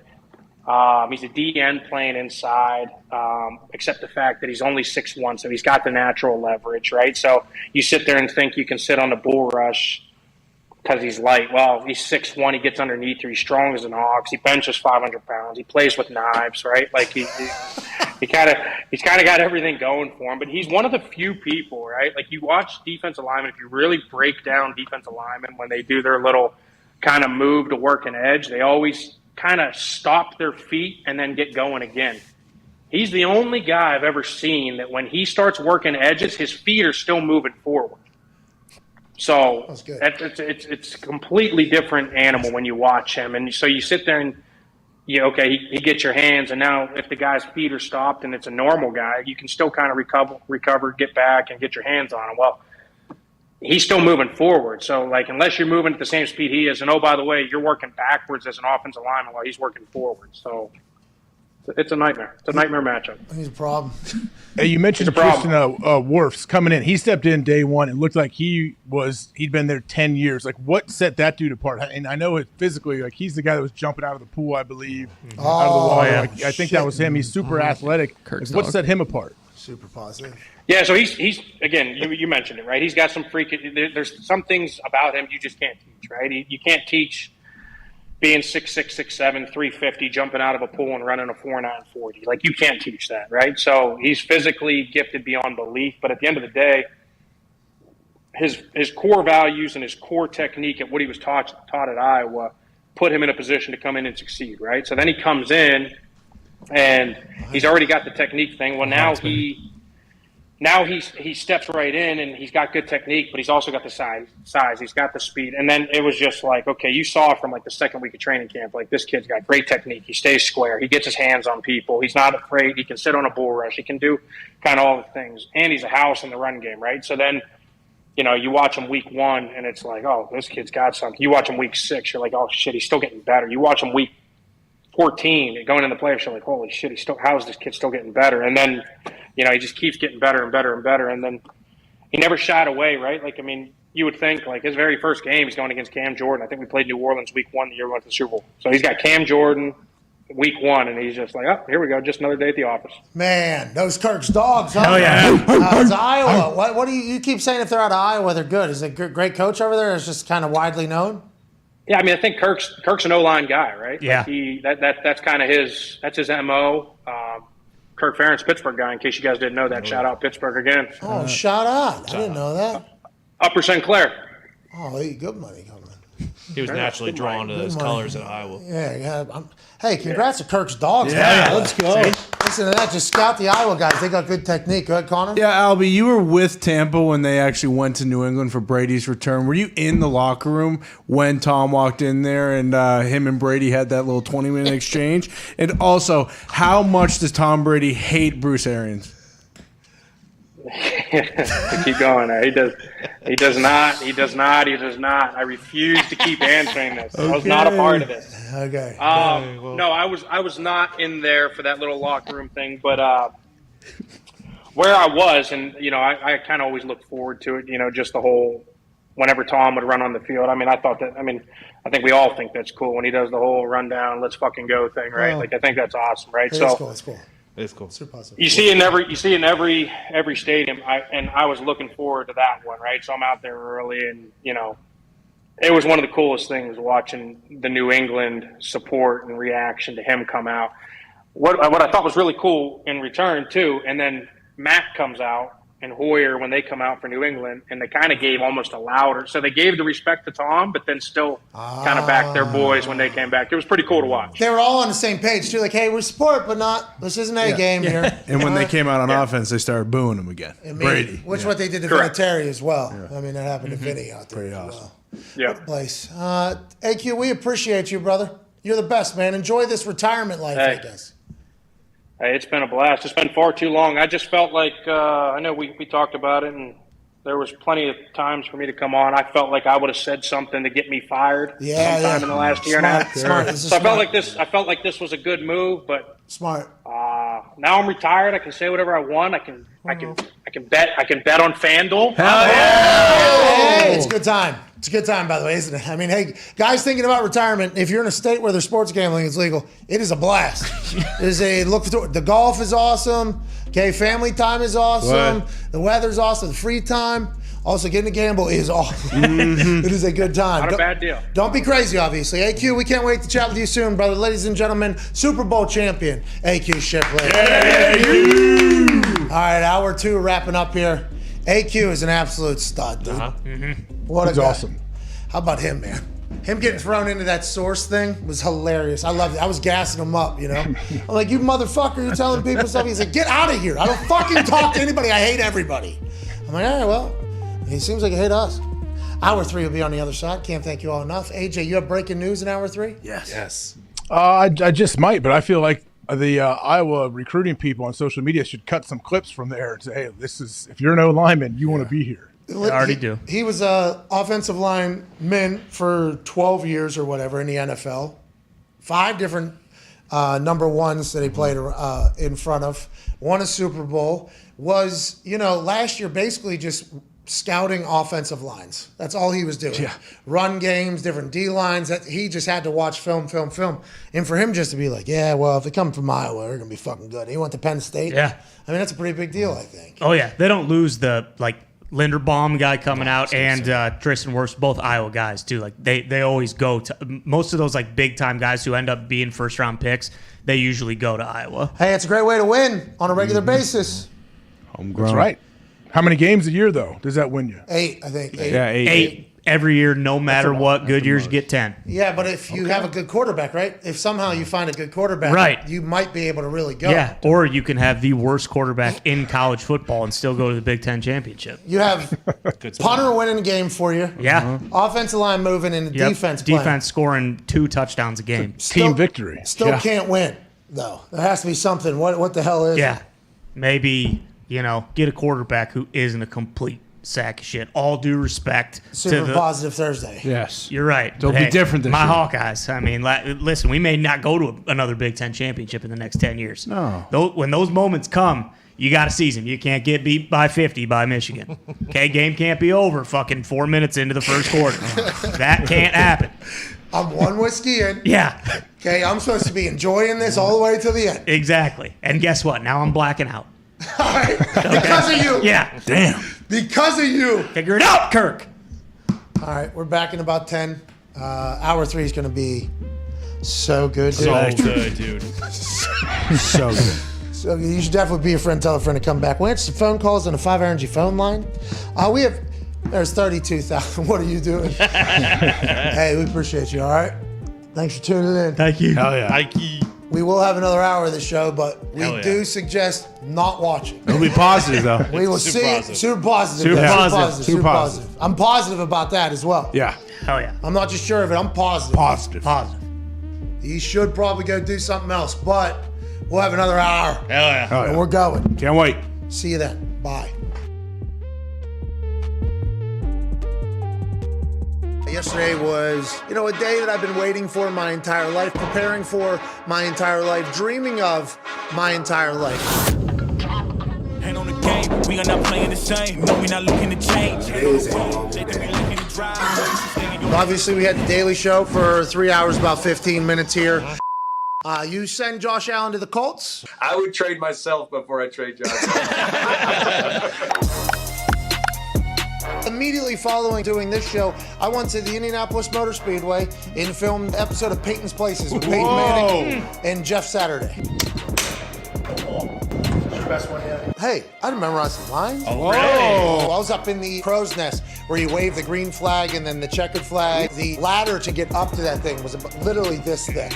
And then you're standing on top of the track. I'm just hanging out there for a couple hours. I guess that episode's coming out in the fall. Got to see Jeff Saturday again. Love chatting with Jeff. Got to see Peyton again. Love chatting with Peyton. It was amazing. I was very thankful to be a part of that. And then immediately after that wrapped, hopped on a plane, flew to beautiful Chicago, Illinois. Can't stop now, I'ma grind till I'm ghost. I thank God how he held me down the most. Can't stop now, gotta grind till I'm ghost. Gotta thank God how he held me down the most. Got the whole team on my back. And I can't thank the people of Chicago enough for the love they gave me whenever I walked out in the arena last night. Ladies and gentlemen, I've just been informed that we have a special guest commentator for this match, Pat McAfee! Alright, you gotta be kidding me. Who okayed this? Wait a second, boy. What you saying? Austin Theory can multitask? Let's see how he can multitask with Pat McAfee. Come on, Pat. It's an honor to be here watching Finn Balor do his thing. Hold on. You already got yourself in trouble. Look at this clown. We're both going to be panhandling on the side of Golden Mile Highway if McAfee doesn't get his crap together. Not putting hands on Austin Theory. Let's make that absolutely clear. I'm not one to get smacked in the mouth and take it like a little bitch. Okay? Austin's been trying me too much. I had to protect myself. And at WrestleMania, the world, including your ass, Corey, is going to see something beautiful. Oh, you hear that, Corey? Where's he go? Come on. McAfee is scouting. Security! Whoa. Security! That's Mr. McMahon's protege.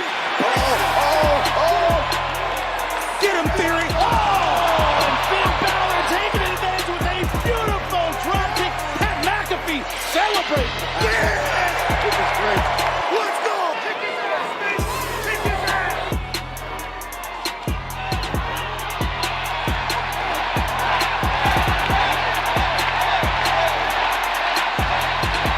Don't let this son of a bitch get away. Keep it together, McAfee. Think about Zeno. Think about Morales. What the hell are those guys going to do without you? Yeah, they don't ever want me to look like a punk either, but you're right. It's a dream job. You ready to show off?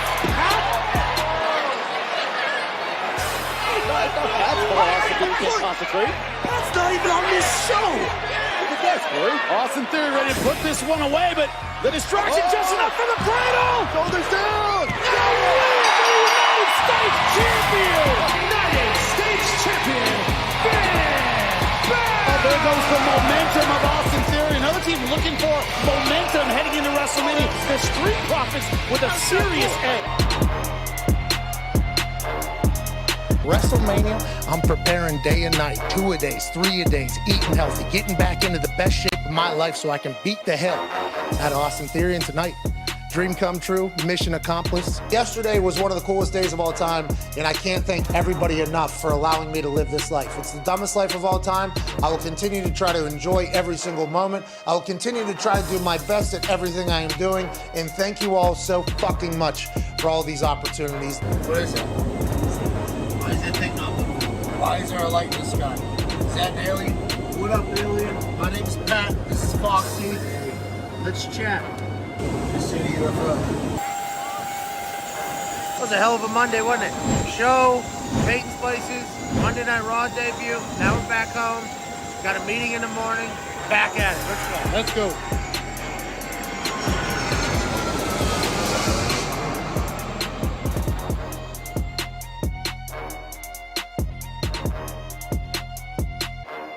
Do you ever think about dabbling more on the internet? I know you don't really do it much, but never. you are beloved on there, never, Chuck. Hey, Pat, never going on the internet. Chuck! Never go. No, because two things. Number one, once you're successful, I always say, being successful is like being the homecoming queen. All the ugly bitches hate you. I mean, that's the truth of the matter. When you're successful, you're gonna have built-in enemies. And then the more successful you become, the more enemies come at you. So I don't want to give them access to me because I'm not that guy. If you say something mean to me, I gotta say something mean back to you.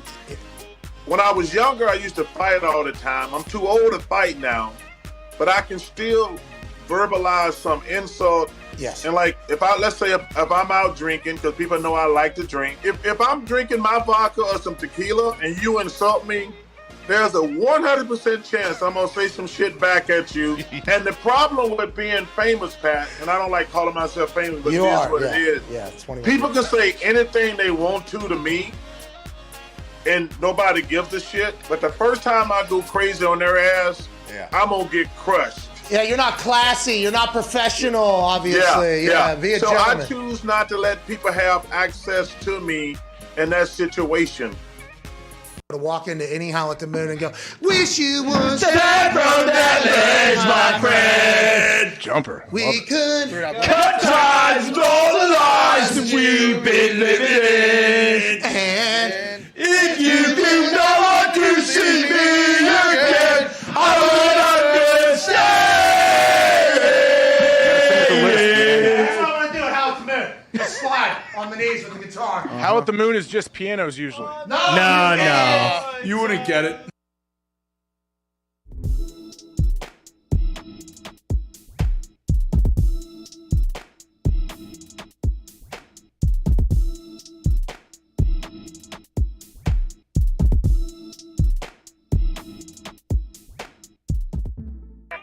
The Pat McAfee Show. There'll be no rules for our guests, for us, for the things we could talk about. Speaking his mind I've never had a problem expressing my opinions or my thoughts or anything like that. while being relatable. I haven't had that manufactured fake-ass celebrity that a lot of people have whenever they go on those big networks. I've had a chance to really build my crew, build my following, build my audience. And ridiculous. What am I supposed to do? So I'm supposed to look at something that I can definitely afford and say, nah. Is that what I'm supposed to do? The Pat What the fuck are McAfee you Show doing? starts in 3, 2, 1.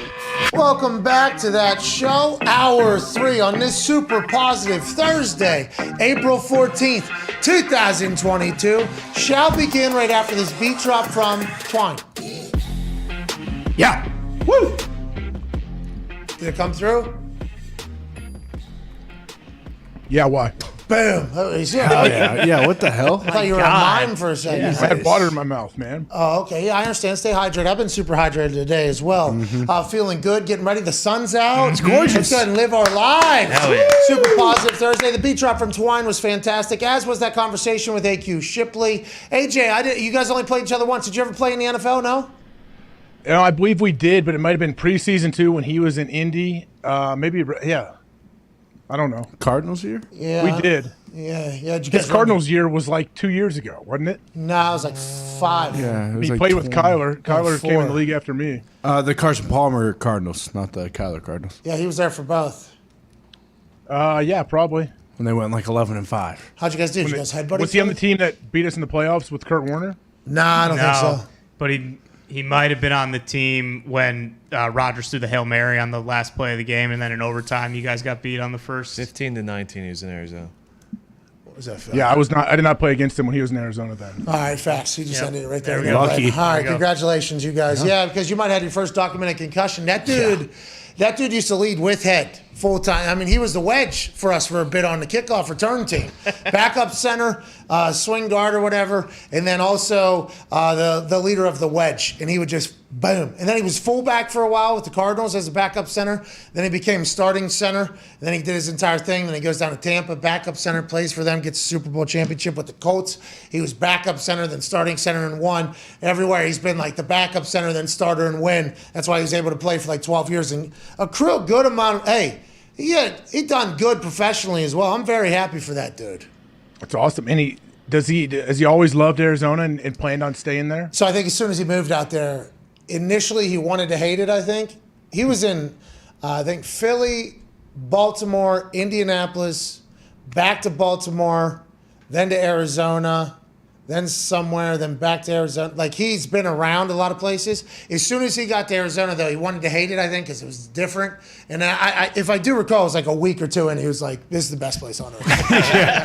There's no humidity, because, like, if you run hot, like, humidity is the worst thing of all time. You're sweating literally everywhere. There's no humidity, really. It's always nice, and there's a golf course every single mile, basically. Awesome. So he loved it immediately upon going there. I think a lot of players that play for the Cardinals end up staying there forever. I think. I get it. It's awesome out there. I haven't spent much time there in like the heat of the summer. I know, it's dry heat, but it's still 110, so it's still something. I was thinking about that because I saw Mason Crosby.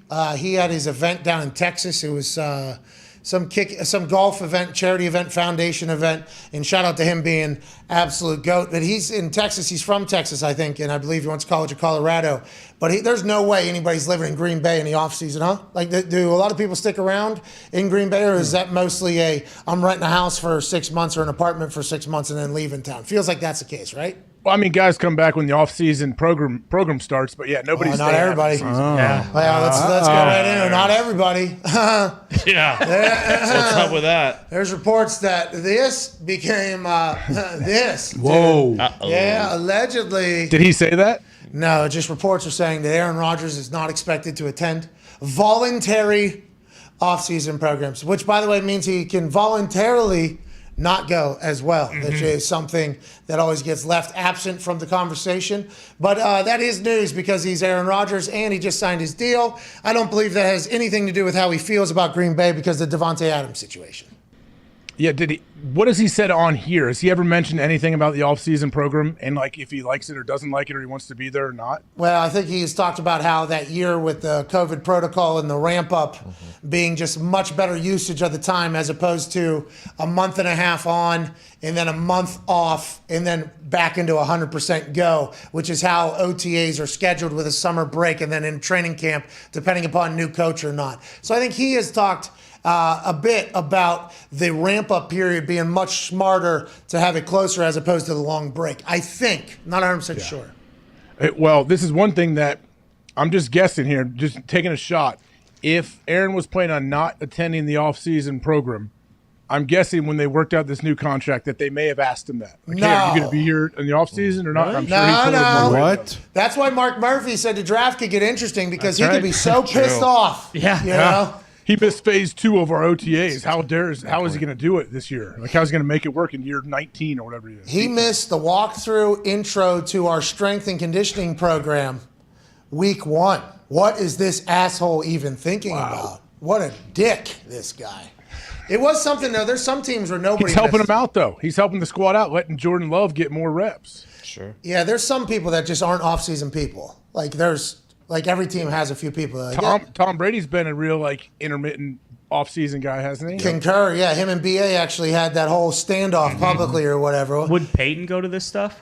Yeah, I think so. Big time. Peyton lived in Indy, though, at the time. Oh, yeah. Russ is there for Denver. Yeah, so. Russ is there. Well, new offense, you'd assume that would be the Yeah, case. new team. Brand new offense. Sure. But if it's status quo, I'm not 100% sure. Well, and Rodgers told us, granted, he's won 2 in a row, but the year after he said that he had felt better physically than he ever had going into a season, too. And, his arm felt incredible. People will judge him for everything he does. This is something I guess you could judge him for, but it does happen in the NFL with a lot of people. But remember, we'll make a big deal out of it. Certain guys aren't going to off-season workouts and all this stuff, and we talk about it, we make a big deal of it, and then the second the regular season starts, none of this matters. Oh, my God. Can he still throw the ball? No, actually, the moment the training camp begins, True, and he drops a 63-yarder into that net, and then there's reports out of training camp where Aaron Rodgers and new wide receiver, blah, blah, blah, have a budding chemistry early against the defense or something like that. And then it's like, oh, remember when we were talking about him wearing pit vipers walking around the parking lot? Yeah. Before he did a 45-minute to an hour-long press conference and said, man, I didn't know what was going to happen. I didn't want to talk about it. Everybody can eat shit. See you later. What a guy. What is he doing? He's wearing leather and he's in Miami. I know that. That is one of the coolest things I've ever seen in my life. I saw the photo of him speaking at the Bitcoin conference. Oh, yeah. And he had a leather jacket on, and I had to piece it together. That's in Miami. This dude's wearing a leather jacket in my head. He is awesome. He is the coolest dude of all time. Is he big into the because I think Bitcoin's down right now. Yes. Let's go. Is he in there right now? Whoa. I don't know. Was he giving a speech on crypto? He was sitting down. He looks so cool. Yeah, like a keynote speaker. He looks so cool. Nice. He was playing golf with Bakhtiari during Masters weekend as well. I saw. Oh, really? Yeah. A little bit of an update here. Speaking of Aaron Rodgers, Sammy Watkins has signed a 1-year deal with the Green Bay Packers. Wow. Per source, says the Schultz report. Okay? Grain of salt. Jordan Schultz has given us gems and has broken news in the past. Jordan Schultz has also led us down a path one time of embarrassment because he was not accurate. Right. So we have to take this with a grain of salt. This feels like something he would break and know about, though. Sammy Watkins, a weapon, going to the Green Bay Packers. Still got it. Very deep thinking man. I assume him and Aaron Rodgers will get along very, very well. Good for the culture, good for the Packers, good for the program, good for you as an owner, Teichman. Hell yeah, it feels great. I actually am ecstatic about this. I'm sure he's not getting paid very much. It's kind of, we'll see. Maybe he has a career year with Rodgers because, like we mentioned earlier, I mean, I still don't. He's not a bust or anything, but I don't think he's ever reached the. He got drafted 5th overall, and people were expecting him to be. I mean, I think he could have an incredible year. I don't think that stops them from doing anything in the draft receiver wise. But hey, they're thinking about it. I like it. There's so many games in the past where he was with the Chiefs, or even when he was with the Bills, and I think he was with who? The Rams? No, Chargers? No. He was with the Rams. Rams. There'd be like games and moments where it's like, oh shit, there's Sammy Watkins, and oh my, hey, there's the guy, number 5 overall. Holy hell. And then it feels like it doesn't happen on a regular basis. Why is that? Is that because of the plan? Is that because of the team? Is it because Sammy Watkins? I guess people will have to ask that question, but you get Aaron Rodgers at quarterback, you get a good, I think there's a lot more, hopefully he goes. I'd say it's a win-win. I think it's a win-win for everybody. Sammy Watkins, yeah, of course. Where he's at in his career too.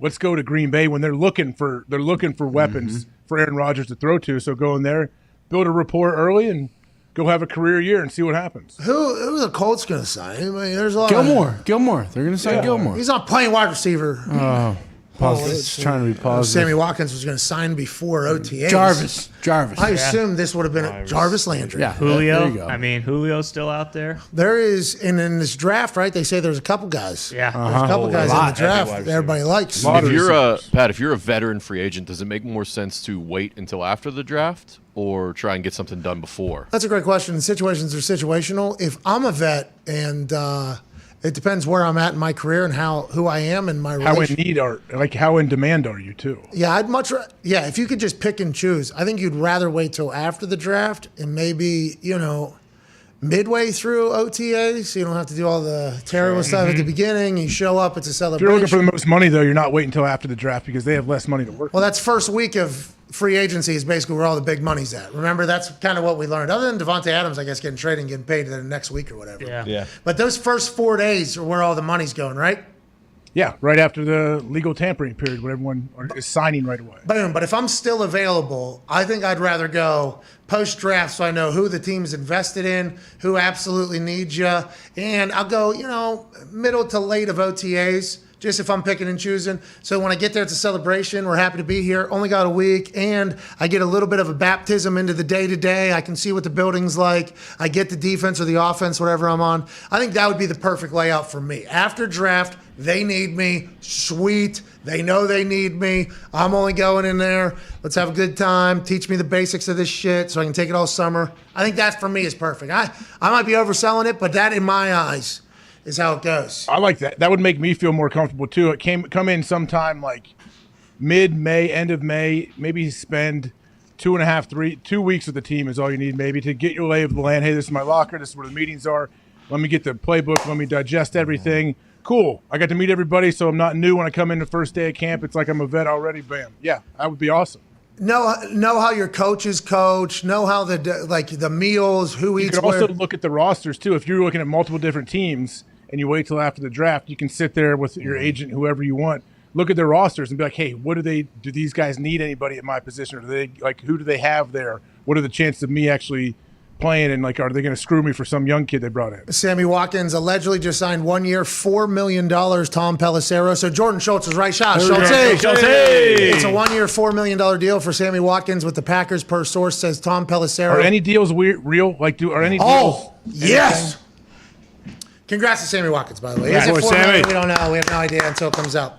We did some, me and Foxy did some quick math earlier on a tweet that broke down Derek Carr's new contract. So this is from Albert Breer. More on Derek Carr's 3-year, $121.5 million extension. He gets $25 million next year, $33 million the year after that, and then $42 million the year after this year. Okay?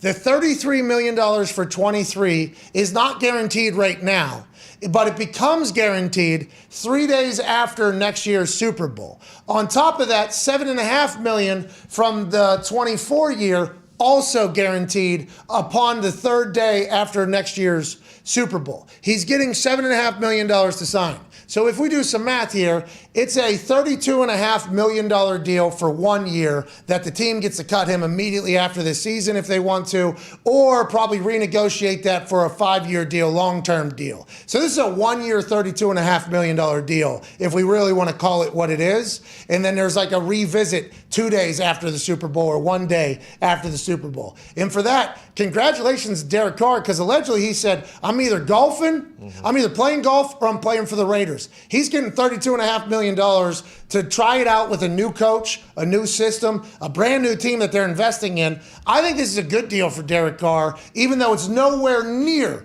the initial $121.5 million report. Yeah, it's still a good deal getting 30-some million for a year, and then hey, if I play well, I will get the rest of this because they'll keep me on the roster after this 3 days after the Super Bowl most likely, or they'll redo it or whatever happens. But yeah, it gives the team flexibility where they can get out, and that's how a lot of these deals we see, they're obviously not what they're initially reported when you look at them. They're like, okay, the team usually has an out after a year or two. Yeah, it's certainly a team-friendly back-end deal that grows the number, builds the gross number up and makes the teams look good and makes the agent look good. But if we just think about it from Derek Carr's perspective, $32.5 million with also an option to make a decision after the Super Bowl what you want to do.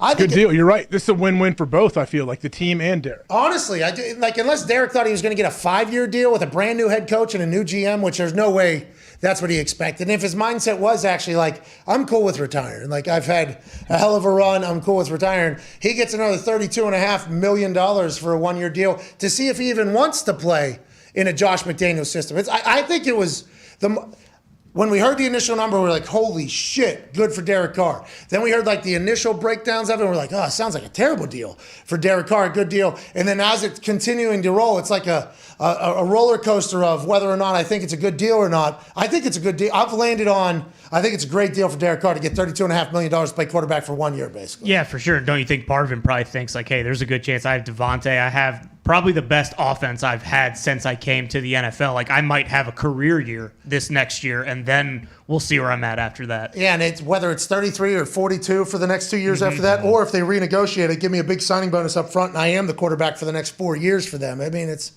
I feel like it's a good deal. I'm happy for him. Happy as hell for him, actually. Yeah, and he talked about it being structured like this because when he did his first deal, they ended up trading Khalil Mack, and granted, who knows what into that, but Hunter Renfrow is a free agent after this upcoming season, so because of the fact that it's structured this way, that probably saves them a little cash so that they can probably re-sign Renfrow to one of those contracts. Hey, they got a lot of money to a lot of people right now. Yeah. Hey, they're paying a lot of people right now.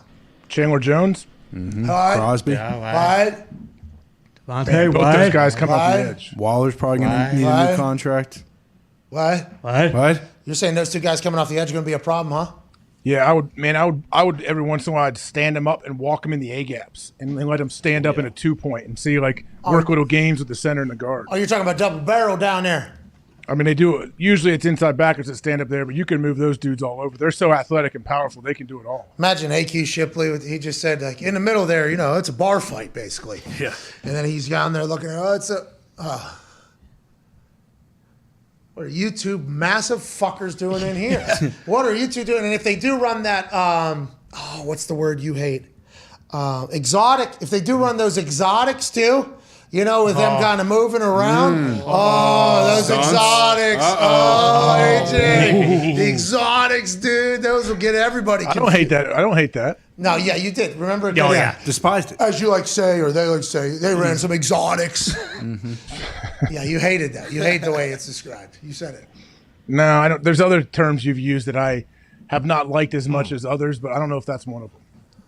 See how positive I am? Bro, let's go. Maybe AJ? That's how I am every day, though. So you guys get on board, man. It's kind of exotic AJ here. You know what I mean? Yeah. Kind of AJ exotic. You know, super positive. Yeah. Enjoying life, having a good time. Is that guy still alive? Yeah, he just wrote a letter to Ben Roethlisberger asking him to sign a jersey for his girlfriend. Yep. Joe Exotic from prison? Yes. Yeah, he wrote it. His pen pal, Ben Roethlisberger, he sent him a letter and said, hey, is there any way you can sign a fucking jersey for my girlfriend or Yeah, whatever? she loves you. She loves you. Congrats to everyone involved. That's awesome. And Ben did this. Ben did this. Hey, love you, Joe. Can't do that. I'm actually going to keep his jersey now for my wife. Have a good one. See you later. Did Ben ever answer Joe Exotic? I highly doubt it. What's that all about? Come on, Ben. I mean, why would he? Are you allowed to? Why would he reply to Joe Exotic? Because they're brothers in Christ. Yeah. I don't think it's Joe Exotic, a brother of Christ. I'm sure he found Jesus in there. Since Didn't he's been sound there. like it. He did. What do you mean it didn't sound like it? Didn't seem like it. Well, outside, he felt like he maybe thought he was Jesus there for a bit. But he got inside, and I think he did maybe find Jesus. Those guys don't normally do that. Joe Exotics? I mean, those guys. The cult leaders. They are. Yeah, they. Joe Exotic ran the world for 2 weeks. Yeah. He knows it.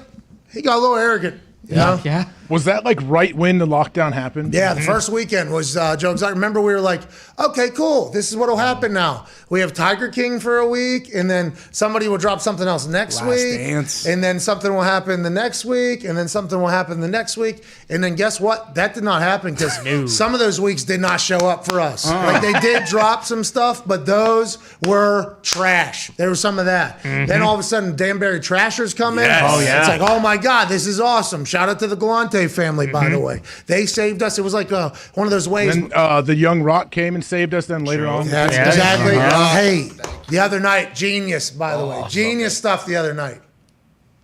on Young Rock. Yeah. Don't spoil it. You know I don't like spoilers. You can't Okay, spoil it. okay, I won't. Not on Super Positive Day, but Acknowledge Me was on there. Whoa.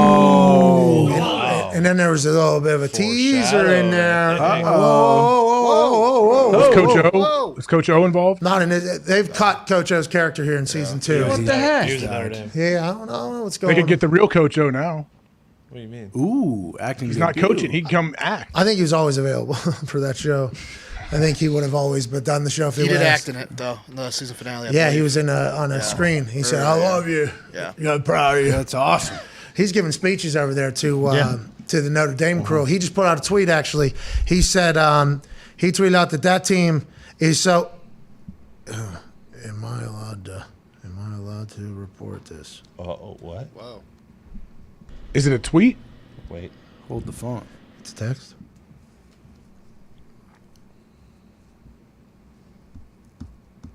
A text directly from Coach O? Oh, maybe someone else. Brian Kelly. Joe Exotic, probably. Big Ben did see him. Yeah, I'm going to do it. Here we go. Yep. Oh. Yeah.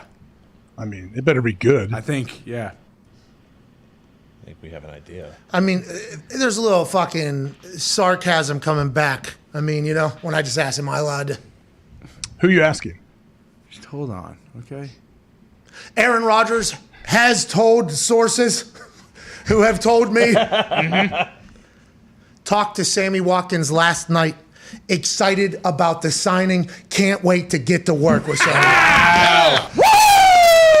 Here we go. I thought we were still talking about Coach O. We were, but then my phone vibrated, and all of a sudden I see the name of a man who was sitting in a leather jacket in Miami talking about Bitcoin. What?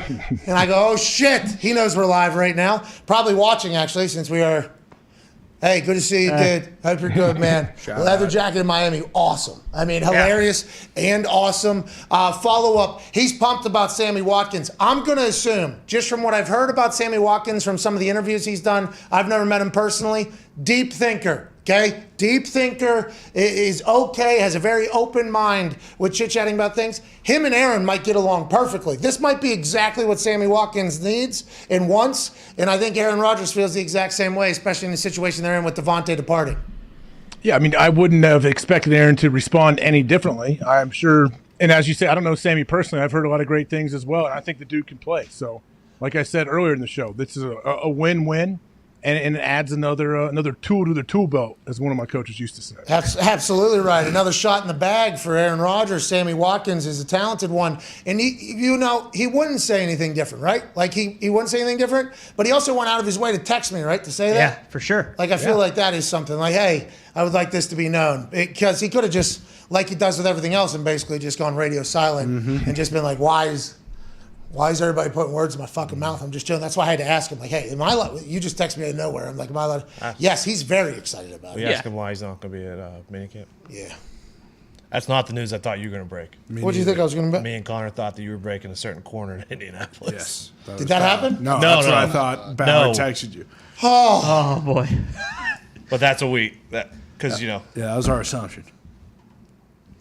All right, congrats to Sammy Watkins. Yeah. Congrats to Aaron Rodgers. Hell yeah. Congrats to Green Bay Packers. What was that? By the way, that's the first time talking to him in some time. I hope he's good. Yeah. I should tell him, hey, I hope you're good. After seeing him in Miami, we know he's good. He's dude. flying high right now. How cool did he look? Did you see how cool he looked? The hair. I didn't see that. I saw a picture of Jimmy Graham, or he and Jimmy together. Oh, yeah. Where We're at? flying together. That's the only thing I saw. In Miami? I didn't see Yeah, that he photo. posted on IG, I believe. Yeah, Jimmy lives down there. Well, Jimmy flies everywhere. Yeah. He's got to live down there. Good That's Army fine. bases Your down feet there. on the ground, Aaron. No. Keep your feet on the ground and you never know how high you can fly, pal. No, I mean, let's not just jump into planes with Jimmy, okay? Jimmy's Talking about certified pilot. Dude's got 700,000 hours under his belt. I'm just. You ever seen Why his is it Instagram, dude? Vietnam helicopter around. Pretty Bingo. sick. Well, maybe Never don't heard go of up in that one, See? but Thank you. Yeah. Still he already going. has. Still going. Positive, guys. no, I'm Positive. saying Rod. Super positive Thursday. Super positive. Super positive. I was trying to keep him All right, let's alive. get to a break. We're back in 4. We'll answer some phone calls, wrap up this day. How about Aaron Rodgers? Super excited about his new weapon there. How about it? Exact word, super excited. Good Well, and sign. like you said, he knew that we were live right now, and he knew that when he texted you, you were probably going to say that immediately. So he wouldn't have done that if he wasn't. That's why he you never know? texts me, by the way. Because there's not a filter from these eyes to this brain, right to this mouth. Bingo. Right here. Just how it goes. That's awesome. Good for you guys. That's glorious. That's a glorious day for you guys. Hell yeah. Super positive Thursday. I love it. Now Stephon Gilmore signs with the Colts in the next 20 minutes. There we go. There you go. Yeah. They let him out of the building or no? Oh, no, they didn't let him out of the building. They flew him in. He got no car. All right. 1-833-4 McAfee. We'll answer some calls on a 5 Energy phone line in 4 minutes. Goodbye.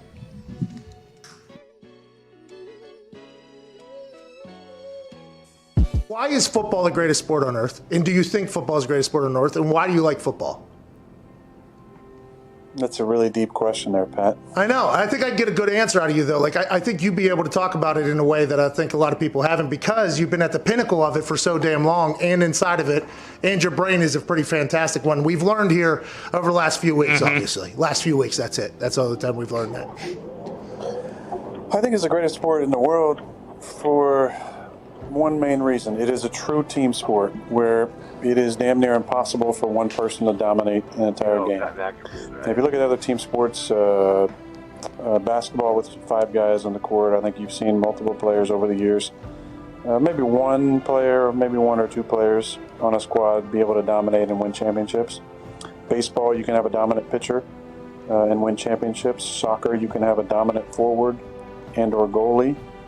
That seems to be a little more of a team sport, but you don't have 11 players engaged at the same time on every play. It is truly a sport reliant on every player on the field to do their job in order to be successful. And I think that's why at times, you know, certain star players can get maybe too much credit and maybe too much blame on the flip side, because it does take so many players at the same time in 3 phases to win football games. And I think that's the beauty and the draw of our sport, is that something new happens all the time, because you are literally dealing with 11 humans on the field at one time who all have lives outside of football, and there's distractions, there's a reliance on coaching, there's a reliance on preparation, there's a reliance on diet and performance. I just think there's so many facets to it that you see something new every single week, and I think that's the beauty in our game.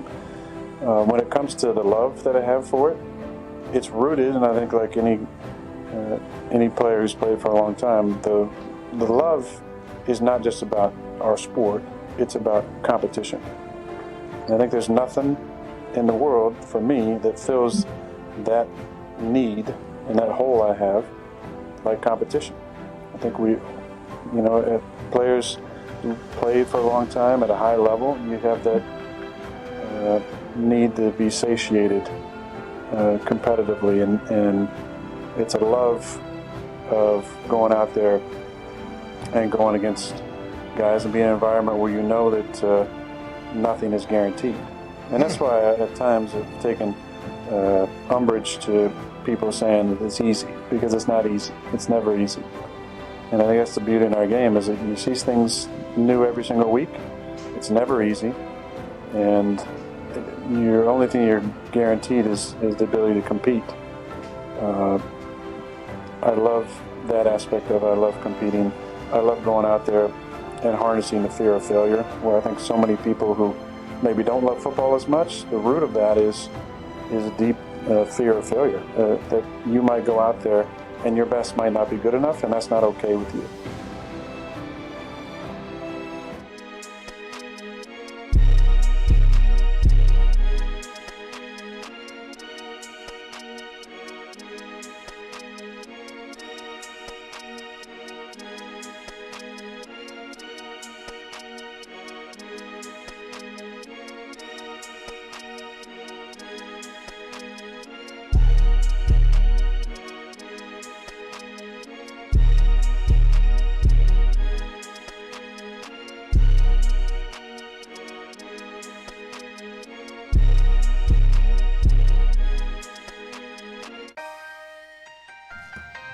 Tonight, 8 p.m. Eastern, youtube.com/The Pat McAfee Show. The brand new Foxy flick titled A Dream Come True premieres. Hell yeah. Woo! Foxy worked his ass off on this. It is my entire week, well, not week, Wednesday to Sunday night, late Sunday night in Dallas. Basically a month worth of shit in those days. Foxy was documenting everything, including a robot appearance, some big time stars. I mean, a lot of stuff. I can't wait to watch it, and we're thankful for you, Foxy. Thank you, Foxy. Great couple days. Probably our longest days ever, to be honest. I do believe so, yeah. And I got a spray tan in there. You know, that didn't get documented. I should have had it in there, because that was a whole process in of itself. But we can't wait for that. I also can't wait to enact this rule that I'm putting in for the rest of this day. Okay? This show? Hammer Sure, down. this will be good. Okay, there it is. So because of that, this is Super Positive Thursday. Okay, everything deemed negative that is said from this point forward, $1,000 given away. Wow. Hashtag PMS Super Positive. Wait, who's the judge? No. Who's the judge? There's What is $1,000. negative? Fucking negative attitude Who because is of the this judge? guy. Okay, yeah. Out of your paycheck. Free Out of your speech. You don't paycheck. like it. Oh, You don't out like of- the opinion. You silence it. I don't know if this counts. Where did we ever land on that fat sack of shit, Brian Kelly? Yeah, all right. Is he, So that's make that 2, 3. Make that 3. That's 4,000. We did not do that. It's coming out of. It's your money. It's your Wow. Colts are never going to get Stephon Gilmore. No, Sorry. It's 5,000, Sorry. 6,000, 7,000. They let him out of the building. Hey, Aaron, we got 8 in. Nick, can you mute my mic? Oh, jeez. So you get to decide. Pat gets to decide what's right or wrong? No, what's negative? This is Super Positive Thursday. You guys are ruining it. I feel like I can breathe again, though. Jesus Christ, I've been waiting to say that all goddamn day. All right, so there's a couple more because of God's name and everything like that. Jesus, it's Easter. He said it was okay. All right, we'll just give away $30,000, I guess, because we're not even a minute into this Whoa, fucking. whoa, no. No. What about every positive thing we say subtracts 1,000? Yep. Right, Okay. minus Evie 1. has come a long way from bathroom parties. Hell yeah. Boom, it's fine. All right, 25, down to 25. Good. All right, go ahead, down. This is Foxy's greatest flick, I think. Oh, down to 15. All right, down to He also 15. looks very What are you saying? His handsome other today. ones were terrible? All right, we're back down to 10. No, this one's just so electric. Multiple chills when you're watching. Well, it's so easy is to true. do because you made the whole week so electrifying at It's Pfizer, yeah. at It was, WrestleMania. all right, it's 1-0. That's Only as good 1,000. as you come. All right, listen, we just got back down to 0. That was good. That was a lot of fun. That's the purpose. We will do the negative thing, though. Okay. Capped at 20,000. Yeah. Okay. I got mine off my chest. We only got 26 minutes. Let's keep this. Actually, if we go super positive for the last 25 minutes, not more than 2, we'll give away 25,000. Okay. Not more And than it's 2. 20 what? and it's 20 for negative? 20 if you're, no, 10 if you're, 12, 15. 15 if you're in it for any negatives. That's where it's capped. If you less than 5, if we keep it positive, less than 5 negatives in the last 25 minutes, as we're trying to change our culture here a little bit. Okay. I just want to These understand rules this. are way too fucking complicated. I just want to Yeah, I don't understand. understand. So if we're negative, the people get less money, right? 2. Do it. Wait, but is he right? How do the rules work? Because I If actually we are didn't negative, understand them. if we are negative, the listeners get less money, right? Yes. Oh man, that's awesome. It's capped at 15. Why don't we just pick up one phone call? All right. Baker Mayfield stinks, dude. Whoa, Tony, save him, Tony. We only got 5. No. The more negative, the less they get, dude. Yeah, Be but more negative. what we're saying is save them. I mean, what about Lou? I feel like Lou Holtz keeps the show pretty positive. That's true. Let's go to the phones. Let's go to Sandy in Southern California. Sandy, how's that sunshine? That movie stinks. I'll never forget Hey, how you that doing? Brian Kelly killed that kid. Don't let Stinky lead you in a different direction. Okay. All right. He's a sack of There's shit. one. All right, so we're giving away $15,000. What? I cannot believe you just did that. I just tried to enact one thing. One thing. We got murder accusations. It's this guy. We got Lou Holtz impersonations. It's this guy. Lou is very positive. I don't understand what happened. All right, Sandy, sorry about it. We don't need your sunshine anymore from Southern California. Jeez Louise. I mean, no matter what he said, I was going to bury him anyway. Let's So. turn it around. Super positive. No, come on. You can't bury me. Yeah! No, how we doing? Hey, keep it moving. It's Cody. All right. Hey, happy Super Positive Thursday, everyone out there. Thank you, Sandy. Yeah. Positive Thursday. You guys, a dream come true looks awesome. Woo! I'm going to watch it. Yeah, dude. Okay, so I got a question. So we're all talking about Las Vegas, right? Josh McDaniels. I got a question for you, Connor. Shut the fuck up. McDaniels going to go down in there and sabotage the Raiders just like he sabotaged the Broncos back in 2009? He's saying Josh McDaniels, inside job, he's going to sabotage the Raiders. Yeah, no, I don't think so. I mean, McDaniel's saying yesterday that he's creating his whole new thing. He's not doing the Patriot way. I think the Raiders are going to be good, but again, that division is absurd. It feels like anybody could win the Super Bowl. They there. just paid Devontae Adams like $100 some million. They just paid Chandler Jones like $100 some million. They just paid Max Crosby like $90 million or whatever. They just paid Derek Carr 1 year, $32.5 million. If they're trying to tank and sabotage, they're doing it in an interesting way. I mean, that is an interesting way to Spending go. a lot of money. Spending a lot of money to try to lose games, huh? Mark Davis probably got to get a lot of money off the books because he got the IRS. Yeah. Oh, maybe this is all one big scheme. No. Possible? Not Mark Davis. Not the guy who puts backpack on. No. Raiders got a bright future. I agree. I'm a big fan of the Raiders right now. Even when You you think he look keeps at the- them, though. Pat, do you think he keeps the backpack on in the car while driving, seatbelt over top still? Well, he doesn't drive. He sits in the back. But, yeah, he does put the seatbelt on in the back because you can't be too safe. Obviously, Mark Davis. Yeah. Think he's in a booster seat? You think he takes that backpack off and puts it in between his legs? No way. They No, I can't think he show off keeps the it on. fucking stonewash. You know what I mean? He keeps it on. It's very comfortable wearing a backpack like sitting in a car. But it depends what he's bringing. Him sitting at those owners' meetings, okay? It was riding up his back, too. Back on, high chair, high back, with every camera shooting directly down on him like he was a child, like that was getting in trouble at school, is just the most amazing thing. Especially one day after, I'm getting dinner, guys. I love that man. I love that man. What were you going to say from looking at the Oh, yeah. Raiders? From looking at the Raiders, though, like, can you say they're going to win the division? Can you say any team in that division is going to win it just because they're all so good? That division is I mean, you got to beat the best to be the best. I get it, okay? But that division is a problem. Every single week, though, everybody can get it. I think that's good, but they're going to cannibalize each other a bit, I think is what everybody's thinking.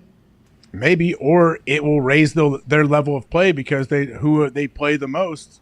Maybe some of the best opponents they have. Going into last season, we all thought the NFC West was the NFC best, the NFC beast, and everything like that. 3 of them made the playoffs, right? Yeah. So we were right in thinking that. Same thing can happen here with the AFC West as well, especially with the 17th game being added. So there's more non-conference games added to the schedule, so you can change your record a little bit when you're hunting that super wild card weekend spot. Yeah, the AFC West is going to be a problem, and maybe. What if 2 of them made in the AFC Championship? Just like last year. And granted, like, if Russell Wilson didn't get injured, like, I don't know if we could completely rule out the Seahawks, so maybe something like that happens. Hopefully not. Well, Maybe. Russell Wilson, he's riding right now. That's right. Let's ride. That's right. That's right. Yeah. Somebody's selling his Washington house. Looks sweet. It does. Does. Sweet. Yeah. Thing looks awesome. Well, I didn't see the football field there, though. No, I didn't either. How far is the backyard? Does he have like a? There's like an a- ocean. There's like an ocean, it looks like, right off the back. Oh. Maybe it was off the side, you're saying? Yeah, and Puget there's like a Sound. long road. Huh? Puget Sound. Yeah, that channel there. Mm-hmm. Yeah. Beautiful. Is that really what's called? I think so. There's one like really nice island I know a lot of people live. I think a lot of the tech people have houses out there. How do you know about that? Bill Gates had pool parties? Yeah, you I there? think Bill Gates has a house out there on that island, right? Of course. This guy knows more about Bill Gates than anybody. Well. Well. I mean, I You don't, freak. but I am aware of some of their real estate that they hold. Why is that? You looking to invest alongside? You I'm a Zillow fan, just like you. You're a Zillow fan. I love Zillowing. I don't know why they haven't made that like their commercial yet. Like, hey, people will spend hours of their day on our app. Every other app is trying to get people to do that. If Zillow set that thing up like how they should, like, hey, here's just the incredible houses that are for sale in the United States. Here's the incredible houses that are sale here. You want to go to this city? I would spend all day on there if I could. Honestly, I fucking You're right. love it. And when you go to a new place, it is cool to see, hey, what are these places going for around here? As soon as I land somewhere, if I like it, I'm like, all right, what's the nicest house in this fucking area for sale right now? Oh, people living real good around here. Yeah. All right, I'm going to get out of here. I'll land in like Tulsa or something, for WWE, and I'll check some stuff out. And I'm like, oh, good dollar here. You can get a good dollar. There's some beautiful house. There's beautiful homes everywhere, by the way. Like there is beautiful Absolutely. homes everywhere, every single city. It is fun to do out there. Yeah, I didn't see the football field there for Russell Wilson. I assumed that would be in the backyard because we always Probably see tore it up. He's taking it with him. Probably. the turf, the R3. But also, he had a whole entire facility where he was working out. Like, I assume his guest house, he just tore it down and built that entire thing right Is that where the whole team lives over there? Team I 3's think so. house? That's where they filmed that Bane video that Tyree created. That was over there. They're like Kato Kalin out there? Mm-hmm. In the Is this Russ's house? Yeah, for sale. Yeah. This is from Redfin.com. Some drone shots. Yeah. Still a website too. There's a full studio in there as well. That's not Sierra. That is not Sierra. Yeah, what the heck? Who's that supposed to be? What's he doing? That's not good. Oh, look at that spiral staircase. Who are these people supposed to be? Maybe the people selling it? I don't know. Part of Team 3? Just like Perspective it's buyers. actors. Yeah, it's actors. Ooh, Oh, nice granite house countertops. actors. Great. Marble Natural floor. light. Very Natural AJ trendy was host. so mad There's that the sound. he thought they were trying to get away with that being Russell and Sierra. He was so mad. He was so mad. Russell's not that tall. I That's don't what you were get it. saying. Why do you have people in the video if it's not going to be Russ and Sierra? Show him what it's Look at like. homie. Yeah. Look Yeah, at this tree guy. house. People can see their future. Ooh, is that an elevator going The down? way hold that on. is Oh. Puget Sound. I don't see his football. It's not there. Yeah. Oh. Wait. Oh. Is it above the treehouse? Oh, it's a sweet office. This is thanks to Redfin, by the way. Shout out Redfin. Shout out. Redfin. Oh, Ooh, Red Bottoms. What? Do they want you to think it's Sierra, though? I Ooh, think telescope. that's why AJ's so mad because they're trying to make it appear as if it is though. I don't know if we should There's a assume. sauna in the bedroom, in the bathroom. Ooh, LEDs. Yeah, Do the look red at lights that. come with the My God. Walk-in Oh, closet. it's like a salon. They're filming movies in here? Jesus. I think they do for their Instagrams. Oh, okay. Oh, yeah. Got good internet. Ooh, good cocktail. Pool table. Play. The internet's great in here. Movie theater? Yeah, definitely, dude. Obviously. What? Does this come furnished or no? There's studio. There's Oh, studio. wow. I get it now. Wow, dude. How much is this house? 11? Ooh, Pilates studio? It's like $40 million. Does all the weights come in? 40? $28 million. Is it furnished or Fully- not? Yeah, I was going to Look at that say. treehouse deal right there. I like that thing. Yeah, you can sleep 6 out there. bedroom, 6 bath, 11,000 square feet, $28 million. Still haven't seen the football. Can't forget Bobby Wagner said there's nothing to do in Seattle. He did. Well, they throw that fish every fucking Yeah, it's time. not the That's cool. They do that. Yeah. And that seemed very beautiful there at Puget It's Sound. beautiful in the summer. Hey, there's Gumpy, by the way. He's on Team Brittany. I don't know if you saw that. He pledged his allegiance. Britney Spears? Well, Brittany Lynn that too. Matthews. you're dude. also on that team, too. I assume. Yeah, for Right. sure. Yeah, Brittany but- Lynn Have a baby. Matthews, though. Hey, everybody's looking for their ride or die, right, Gump? Hell yeah. Oh, jeez.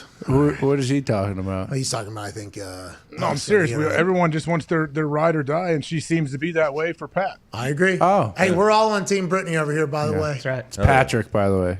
Yeah, AJ. it is. Get it right. Yeah, I have a hard time with that. Me guy's too. an As a guy who's asshole. named Pat, it is. Yeah. Not just Pat, though. Just get like Matthew Stafford. I understand that's what he goes by. I just have a hard time doing that. Yeah, I mean, you call Gump Goomp, and you say Right, Bruce. Yeah, you Bruce. call people wrong name all the time. It's kind of your thing. So Is it ever the people that it's actually their name? I feel like it's always the siblings that say it. No, I think Matthew. Southern thing for definitely sure made when you it. say the That's what full I'm name. saying. I don't think Matthew's the one that's done it. I think it's been other people. what? And he's come out and said, "Hey, I'm from Texas." You I call don't me know that fucking for Matthew? sure, but that's Your just- It biscuit. was Mahomes' mom that was like, hey, Right. stop His name's calling him Patrick. Pat. Yeah, it's Patrick. I respect it. Hey, let it eat. All right, let it eat. We don't call it Tom Thomas. No, we don't. Or Tommy, which is what everybody calls him. Yeah, Yeah. Tommy, yeah, his sisters. Fucking Tommy. What do you call Aaron? What is Zito's name? Well, we don't know. That's a whole Yeah, fucking. We still don't know. That's a whole thing. For real. Let's go to the 5 Hour Energy phone line. We don't know. This is, by the way, we don't have enough time. Let's go to 5hourenergy.com. We have the draft in 2 weeks. Yeah. We don't have enough time to talk about Zito's name. That's right. Or his back. We don't have anything about Joe De Jesus Perez. Joe Days. it. We don't know if that's It's a false his name. lead. Is that real? It could be fake news, could be real. Yeah. Okay. Phil knows. His name is kind of just the internet at this point. No, Could be real, could be not. We Phil don't was know. given Zito's fake passport, so Phil doesn't know either. Yeah, Phil's been on the hot seat for this before, and the Thunder has to be that name. Federal Is Police do this not why have he a doesn't fake have a passport. social security 5 number? Hour Energy gives you the alert, energized feeling you need to get in the zone and get in the zone. Stay in the zone all the way through the 14-day countdown to the NFL draft. Go to 5 Hour Energy's website and find over 15 flavors to choose from, with flavors like watermelon, tropical burst, cherry, peach mango, and more. There's a flavor for everyone, even AJ. AJ, what's your favorite? Fruit punch. That's right. That is right. Yeah. You get the extra strength one, you get a little bit more zip in your 5 hours, AJ? Absolutely. I'm not scared of the extra strength. Hey, go ahead and take a shot of 5 hours of positivity with our friends at 5 Hour Energy. Hell yeah. Use promo code McAfee to receive 10% off your order at 5hourenergy.com. That's number 5, full R energy.com. Okay. Let's go to Dan in Connecticut. Dan, what's going on in Connecticut? What's up, AJ? How you doing, Pat? Hey, Dan, keep it moving. That's right. Hey, this goes out to Boston Connor. Keep my state's name out your fucking mouth. That's Connecticut. Okay? Oh, my Okay? God. By the way, that's negative. That's We- 1,000. If it ain't Dan Barry, I don't give a shit. Oh, Hey, pal, we know the state stinks. You don't have to tell us that. okay. But, okay. So Okay, subtract. That's Hey, very positive. hey, but Pat, I was wondering. I'm a big Denver Broncos fan. You think the Broncos did enough, or do you think that whole division is just What do you so think? wild? What do you think? You like Russell Wilson a lot, I assume, especially after that press conference and everything you've learned about him since signing him? Hey, let's ride, bro. Yeah. I like Dan from Connecticut. Play for Jim Leland, you do. Hey, listen, Sean Casey, great laugh, too. The whole Dan in Connecticut, he might have given me a whole different view on Connecticut. What a state. I appreciate that call. Yeah, I was very self-aware. Never heard that before in Connecticut, but I mean, he already proved my point. He's a Denver Broncos fan, and he lives in fucking Connecticut. Give me a goddamn break. Yeah, it's real. The Patriots have just been winning literally right there. Right there. Right across the street. And they've been, itching to get into the New England region for years now, and they got fucking Broncos fans. Yeah, no thanks, pal. All right. The Russell Wilson turned a team into a Super Bowl contender immediately, AJ. That was being chatted about with Aaron going to the Denver Broncos last offseason. Yeah, I would say if you felt like the Broncos were set up for a Super Bowl, if they got a franchise QB, then yeah, Russell gives you a good chance to get back to the Super Bowl. Are you one of those guys that feels that way? Answer the question, dude. Sorry, I think so. everybody. I haven't studied the tape like Mitt does, honestly, of the Broncos team from this last season. But things are looking good. Okay, go for the Broncos. Yeah, here we go. Hey, go for the Raiders. Yeah. Russ gives them instant credibility, which is great for them. Hey, J.C. Jackson, the best corner in the NFL. He's go for the Chargers. Chargers, Mac. yeah. And go for the Chiefs. Go for the Chiefs, yeah. Sorry. They're the Chiefs. They're still the Chiefs. No Tyreek Hill. Oh, it's going to change some things. Different. We got Stephon Gilmore in the building still with the Indianapolis Colts. Do we have any updates there? Not that I've seen. No. But if he's not, if he's still in the building, You just got to FaceTime over there and have someone just walk around. as long as he doesn't leave the building. All right, because you know what they say: if you let him out of the building, Yeah. They're gone. Hey, he's not Kyle coming back. Long. you guys signing Gilmore or not, dude? Send. All right, let's go to the phones. Imagine if that comes back. Yeah. Actually, it's happening as we speak right now. We're just kind of waiting on confirmation. That's crazy. That's a big signing. Huge. That's a big deal. All of a sudden, Chris Ballard gets Matt Ryan and Stephon Gilmore. A little late. That's some big fucking moves. Yeah, that's secondary. And with Rodney McLeod, everyone seems pretty high on him. Let's go to Michael in Detroit. Red Wings golfing. Playoffs are soon. What do you want to talk about, man? How you doing? Keep it moving, Mike. All right. Jeez. I want to talk about the Detroit Lions curse being over. Lions went 3-13-1 this year. 3-1-3 is the Detroit area code. So Lions 3-13-3-1-3. That's the end of the curse. That's why we got the draft. Okay. All right, Michael. Yeah. Yeah. All right. Did we do it? Have they ever gone through? I don't know I'm not 17 game season. Detroit did it. Yeah, they did it. All right. We haven't paid Calvin Johnson. You guys got Hard Knocks. Yep. Got Hard Yeah. Knocks. Uh-huh. Got the number 2 overall pick. Yeah. You got MC DC in another year. Draft in 2. Draft is coming to town. Yeah. The Pistons, the Tigers, and the Red Wings all stink so bad. So all attention's on the Lions. Let's go. Here we go. Pay Calvin. The curse will never end until you pay Calvin Johnson. No, remember what they were running with there for like 4 days? It was actually getting tweeted to me. They can't because of the salary cap. They can't do it. Can't say it. They tried to pay him. They can't do it. It's like, okay, yeah. There's not a lot of jobs around the NFL where people are really working their hardest and getting paid something, right? That doesn't happen in business ever. There's no-show jobs anywhere. No. Deal. That's not something that ever would happen, right?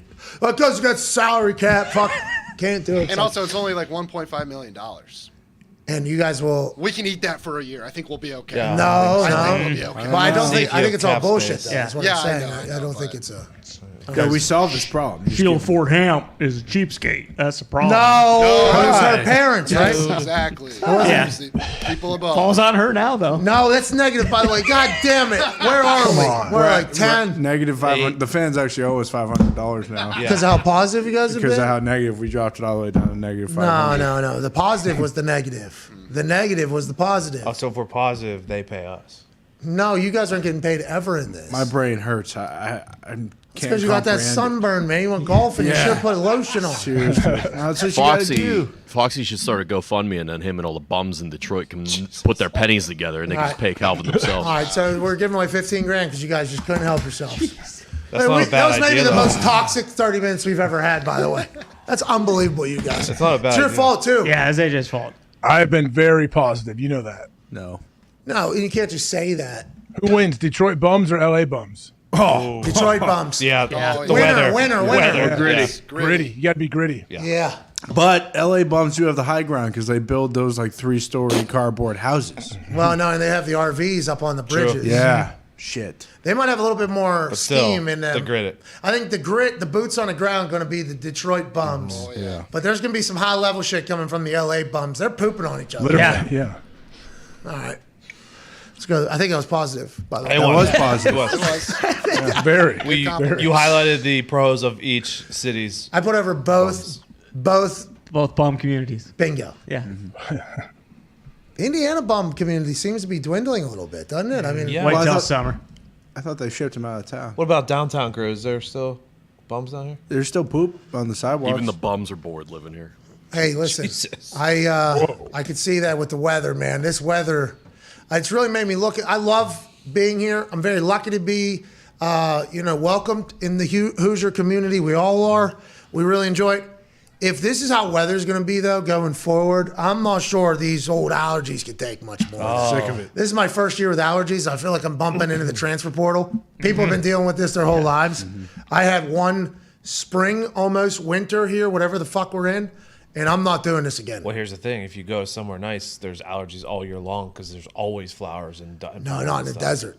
Desert, there's nothing. Desert right? flowers. Very dry. Yeah, I thought we were going to Cacti. Arizona in November. Are you and just May. hitting allergies for the first time or something? What's Yes, it's terrible. No, I've been hitting it here for what, like the last 4 weeks? going on? Like what? What does it do to you?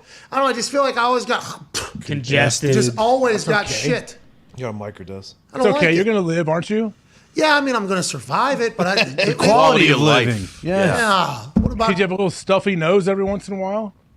Oh, this fucking. I know. Oh, you're so I tough. know. Way to go. No, I'm Yeah. not being tough at all. Fucking But I'm just saying, superhero. like, if that's what being allergic means, then that's not allergic. It's not that big of a reaction. Okay, well, I get what you're saying, but this is amplified as I've gotten older here. Yeah. It's a I lot get more. it. What is the fucking deal? And then 2 days later, it's 70. I feel great. Then, like 3 days later, snow comes, then a tornado, then it's hot, then it's cold, then it's hot again. It's like, what the fuck? And I'm just taking it like I'm in the thrill of the fight on the opposite side of me in there. By the way, I'm back in there knocking people. hell yeah. I'm back in there, AJ. I'm back in there. You're back. I'm back. Had to be. But anyways, I'm not. We got the fucking Thunderdome Igloo coming. Yes. You know, 3-4 more years. Indy's a great spot, man. I understand. I have the same weather as you guys. I get it. I love Indiana. I do love this place. I love everything about it. Me too. Made a I don't think it was October's real great. for I Nick. love it. Nick didn't sound like I love it. I do. I do love too. it. I love it. I love it. I love it. It's beautiful We love it. downtown. Love it. That's why we're staying here. You know, for Well, it's probably not as good as any of our hometowns, but we still love it. I was told straight to my face, there's no way you can build like a media thing in Indianapolis, Indiana. I was like, well, is there internet there? Yes. Okay, well, we're going to give it a go. We're very lucky to be able to do it here. Yes. Oh, yeah. Our office, our studio, what we're able to afford here in Indianapolis Yeah. with the people. I mean, the rules, and we are very lucky to be here. With that being said, like a lot of the old whites, I think you're going to see me hopping on a bird south Yeah. for the winter at some point. Not now, but at some point when I fully am baptized into the I'm soft as fuck phase of life. You know, I get it. I understand it. I understand people going down to Florida or whatever for 2-3 months in the winter. Well, you know why? Because I gotta. That's right. Gotta start locking in. I got 20 mil, pal.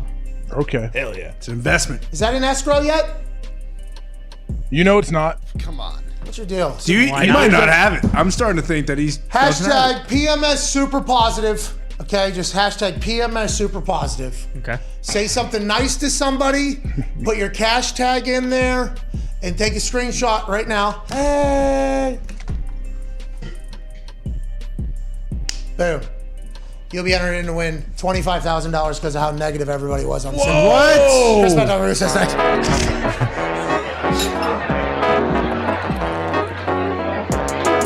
Shit!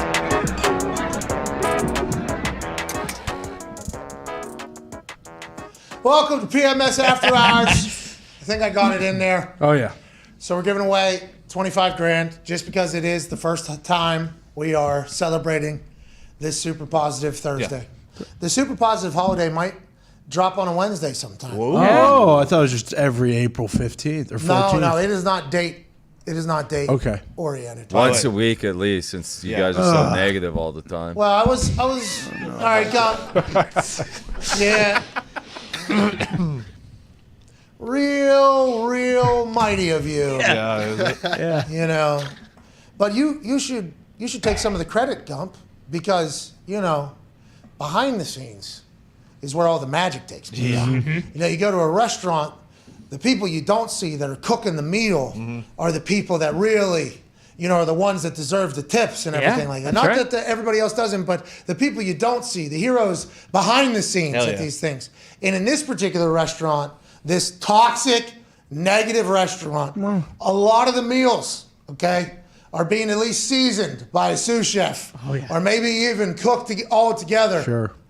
by old Chef Gumpy in the back. That's right. He's probably. Hell I think he's main cook. That man is a master chef. Are you kidding? Gordon Ramsay-esque. Yeah, it is. Yeah, he's a James It Beard is Award winner. unfucking believable. I will walk into something. Isn't it nice that something happened? I'm like, oh my god! You don't say. You don't say. I mean, it is. So that's why Super Positive Day is probably going to happen again, but I don't want it to be every week, Gump, like you're predicting. Okay, maybe dial it back a little bit, Chef. Jesus. In June.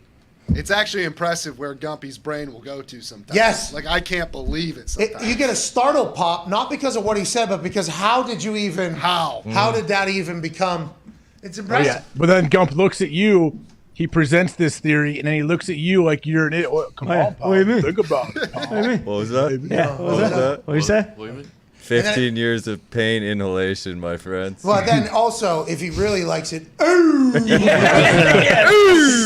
it on the other end. It is magical. Anyways, so congratulations, Gumpy, and congratulations, Nick, and congratulations, Toxic Table as a whole, Ty and Boston Connor. No way. And congratulations to you Thank you.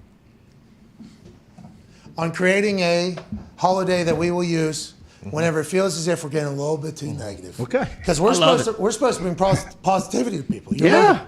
Okay, you remember that? Yeah. That's the mindset. Mental vacations. Hell yeah. Okay? Let's take them back to a nice positive vacation. Hell yeah. Also, if you're super negative, though, and then people are only a little negative, they're being positive all of a sudden. Two negatives don't. See that? Listen, when you reach rock bottom, the only way you can go is up, is what you're saying? Yeah, exactly. We're just lowering the bar. Not if you have a drill attached to your ass and drill through rock bottom. You can have a drill attached to your ass? What? Yeah, then you drill through rock bottom. Oh, and recreate it. How do you pull the trigger? Cheeks. You do. Use your gooch. You go. All right. We're done here. Super positive Thursdays. How do you attach it to your bottom? See, it's already becoming a problem. Use This is duct already tape. becoming a problem. I'm done with it. Okay. These are what the questions people have. I'm sorry. Just let people know if you haven't yet. fuck off. Fun little reminder: taxes are due on Monday. Get your taxes done. Hey, fun reminder, your money's due to the government. There you go. Fun reminder, maybe a refund coming. Hey. Hey. Probably not, though, because the government's government. Yeah. And they're good. Once they gobble it up, like hungry hippos, once they get the money, it's going to be hard to get it back. Oh, yeah. You got to really work for it, just like the commanders and their security deposits. Sure. Oh! Hey, that's going to get quieted, huh? We are not going to hear about that again. I don't know. A lot of billionaires involved. Let's assume that's going to disappear. If nothing happens before the draft, it's dead. Rap did say Congress moves pretty slow, so they might drag this thing out. Yeah, but that might be an excuse for why we don't hear about it, and then we forget about it like a year from now. Yeah. You'll probably hear something like tomorrow at 6 o'clock. Friday news dump. Yeah, Friday at 3:30. What time are we going live tomorrow? We doing 11 to 2? That's a. Oh yeah, because you're up. Or in 12 to 3? Fucking Worcester. Am I? Yeah. I don't know. We got to figure that out. We should probably announce that. Yeah. Okay. Let's announce that. Vlog. How far is that? Is it a long flight up there? You're Where are you going? Western Mass, so it's probably like 2. 2.5, right? Yeah. In a jet though, it's probably 2. It's farther than New York. Bro, there's some It is flights farther. that just sneakily take forever. Yes. Like Miami is fucking way down there. Mm-hmm. Indiana's a pretty good spot. It is. You know where we're at. Then there's some flights I'll get like the what's it called, Manifest or something like that. Yeah. It's like, oh, it's gonna take you fucking 2 hours and 25 minutes. I'm like, to get to New York? What the fuck happened? Weren't we flying there every single week? We were. Those are long ass flights. Yeah. I don't know if two and a half is long though. Well, the issue with the is wind? everything's Dodging UFOs now. well, Portals. Everything is also getting into the airports too. Well, There's yeah. big issues like taking off. We've been chilling a lot on takeoff, waiting for planes to clear. And then Chicago. I don't know where New York, you're Salt landing. Lake, Supply Michigan. chain. Yeah. So Indianapolis to Miami is 1,200 miles. okay, Indianapolis to Worcester is 911 miles. Okay, so three 300 quarters. 300 less miles. okay, let's go. So it'll be about 2 hours. But where are you landing? I have Worcester. no idea. They got Worcester. an airport over there? Probably. It's Worcester. I don't know. Worcester's an absolute dump. Is it really? What if he was flying into Dorchester? Have we been to Worcester? Have I been to Worcester? You would have known. I think we've been to Worcester. Well, you've Connor, been to- what are the really nice areas then? I mean, Western Mass is just an absolute wasteland. Everything that's nice is on like the East Coast or middle What's your problem? of the state. I'm just It's telling super you. positive Thursday. It is super positive Thursday, but I'm just telling you, remember when we pulled up that Rust Belt photo? The only part of Massachusetts that wasn't in the revitalized Rust Belt was Western Mass. Yeah, you're There right. is a Worcester Regional Airport. Yeah. Okay, There you go. Sweet. Well, then there's a whole conversation. How long are the runways? You know? Oh yeah. Jeez, There's I've learned probably too much about that. Potholes in those runways. Well, I don't know about the potholes, but I do know if the pilot stays straight on takeoff, that'd be great. Jesus Christ. Yeah, T's and P's to that guy because he died, unfortunately. We don't know if that's true. We don't, Moment of but silence? I'm pretty sure he's Pretty positive Well, you to say T's and P's. I wonder if he's Yeah. retired from flying after that flight. Like, all right, this isn't for me. What a short Probably career. 40-mile-an-hour winds, man. Yeah, what's that, pal? There's probably like 40-mile-an-hour winds. Probably a lot faster than that, actually. No, it was. It's been Calm I'm down. saying taking off. Yeah, I've never been that scared in my entire life. Anyways, probably 11 to 2 tomorrow. There's the announcement. Okay. Here we go. Hashtag PMS Super Positive. Get in on the $25,000. We're giving away probably 25 winners. Congrats to all the winners. Those will be announced on Winter Wednesday. Oh, yeah. Which will be next Wednesday, which will be followed by another positive day, not super positive day. Okay. But just positive day, because that's what we're going to do from now on after this particular holiday. Ain't that right? Hell yeah. Perfect. Let's go PJ Fleck. Let's row the boat, huh? Wow. Let's go to VCon. Let's go Yeah. do this thing. Hell yeah. Let's have a good time out here. Ain't that right, AJ? Yeah, I mean, I'm glad you guys are getting on board with this positivity thing. It's taken me 2 years now to get you here. What was your favorite positive thing of the week? My favorite positive thing of the week? It's not over yet. That is pretty positive. That is my favorite positive. Yeah. That there's time for more positives. Hell yeah. Hell yeah. And you guys are going to prove that tomorrow, and we're going Feel good day. We're going to give the most feel good positive day of all time Friday tomorrow. I can't fucking The wait. history of the world. 11 to 2 tomorrow. Hell yeah. I thought the XFL logo was awesome. Okay, so we'll get to that tomorrow. All right. Whoa. It was. Positive Thursday, Pat. It's Feel Good Friday. We'll get back I haven't even tomorrow. seen it. I need to see it. Oh, it's so cool. A lot of Oh, you've seen conversation it in about other it. All right, companies. let's go. All right. Oh, man. Shout out Dewey and Danny Garcia. Yeah, shout out XFL, dude. Shout out Dewey and Shout out. Danny. That's the Rock's ex-wife, right? That he's business partners with. That's right. It's Mastermind. a cool She's relationship. amazing. He's cool with her new husband too, I guess. Yeah, and if you watch Young Rock, you will really get to see the beginning of it all. She Yeah. was really It's a true I'm, love story. I'm waiting to binge till it's all because I can't just watch one episode. Me too. I've edge. All right, we're out of here. Hammer Down begins in about 15 minutes at youtube.com/Hammer Down. They'll be giving out winners. The boys betting on baseball, betting on hockey, betting on footy, I believe. Let's go. Let's have a day. Let's win today. Woo! Big thanks to AQ Shipley stopping by for the first time, long time. Darius Butler stopping by. We're going to see a lot of him in the fall. I'm excited for that. And we are just 14 days away from the Draft Spectacular. Be a friend, tell a friend. Tonight, 8 p.m. Eastern, youtube.com/The Pat McAfee Show. The newest Foxy flick behind the scenes of our entire time at WrestleMania. Foxy did a great job. I can't wait to watch alongside everybody else. We'll see you, Manana. You're the best. Bye.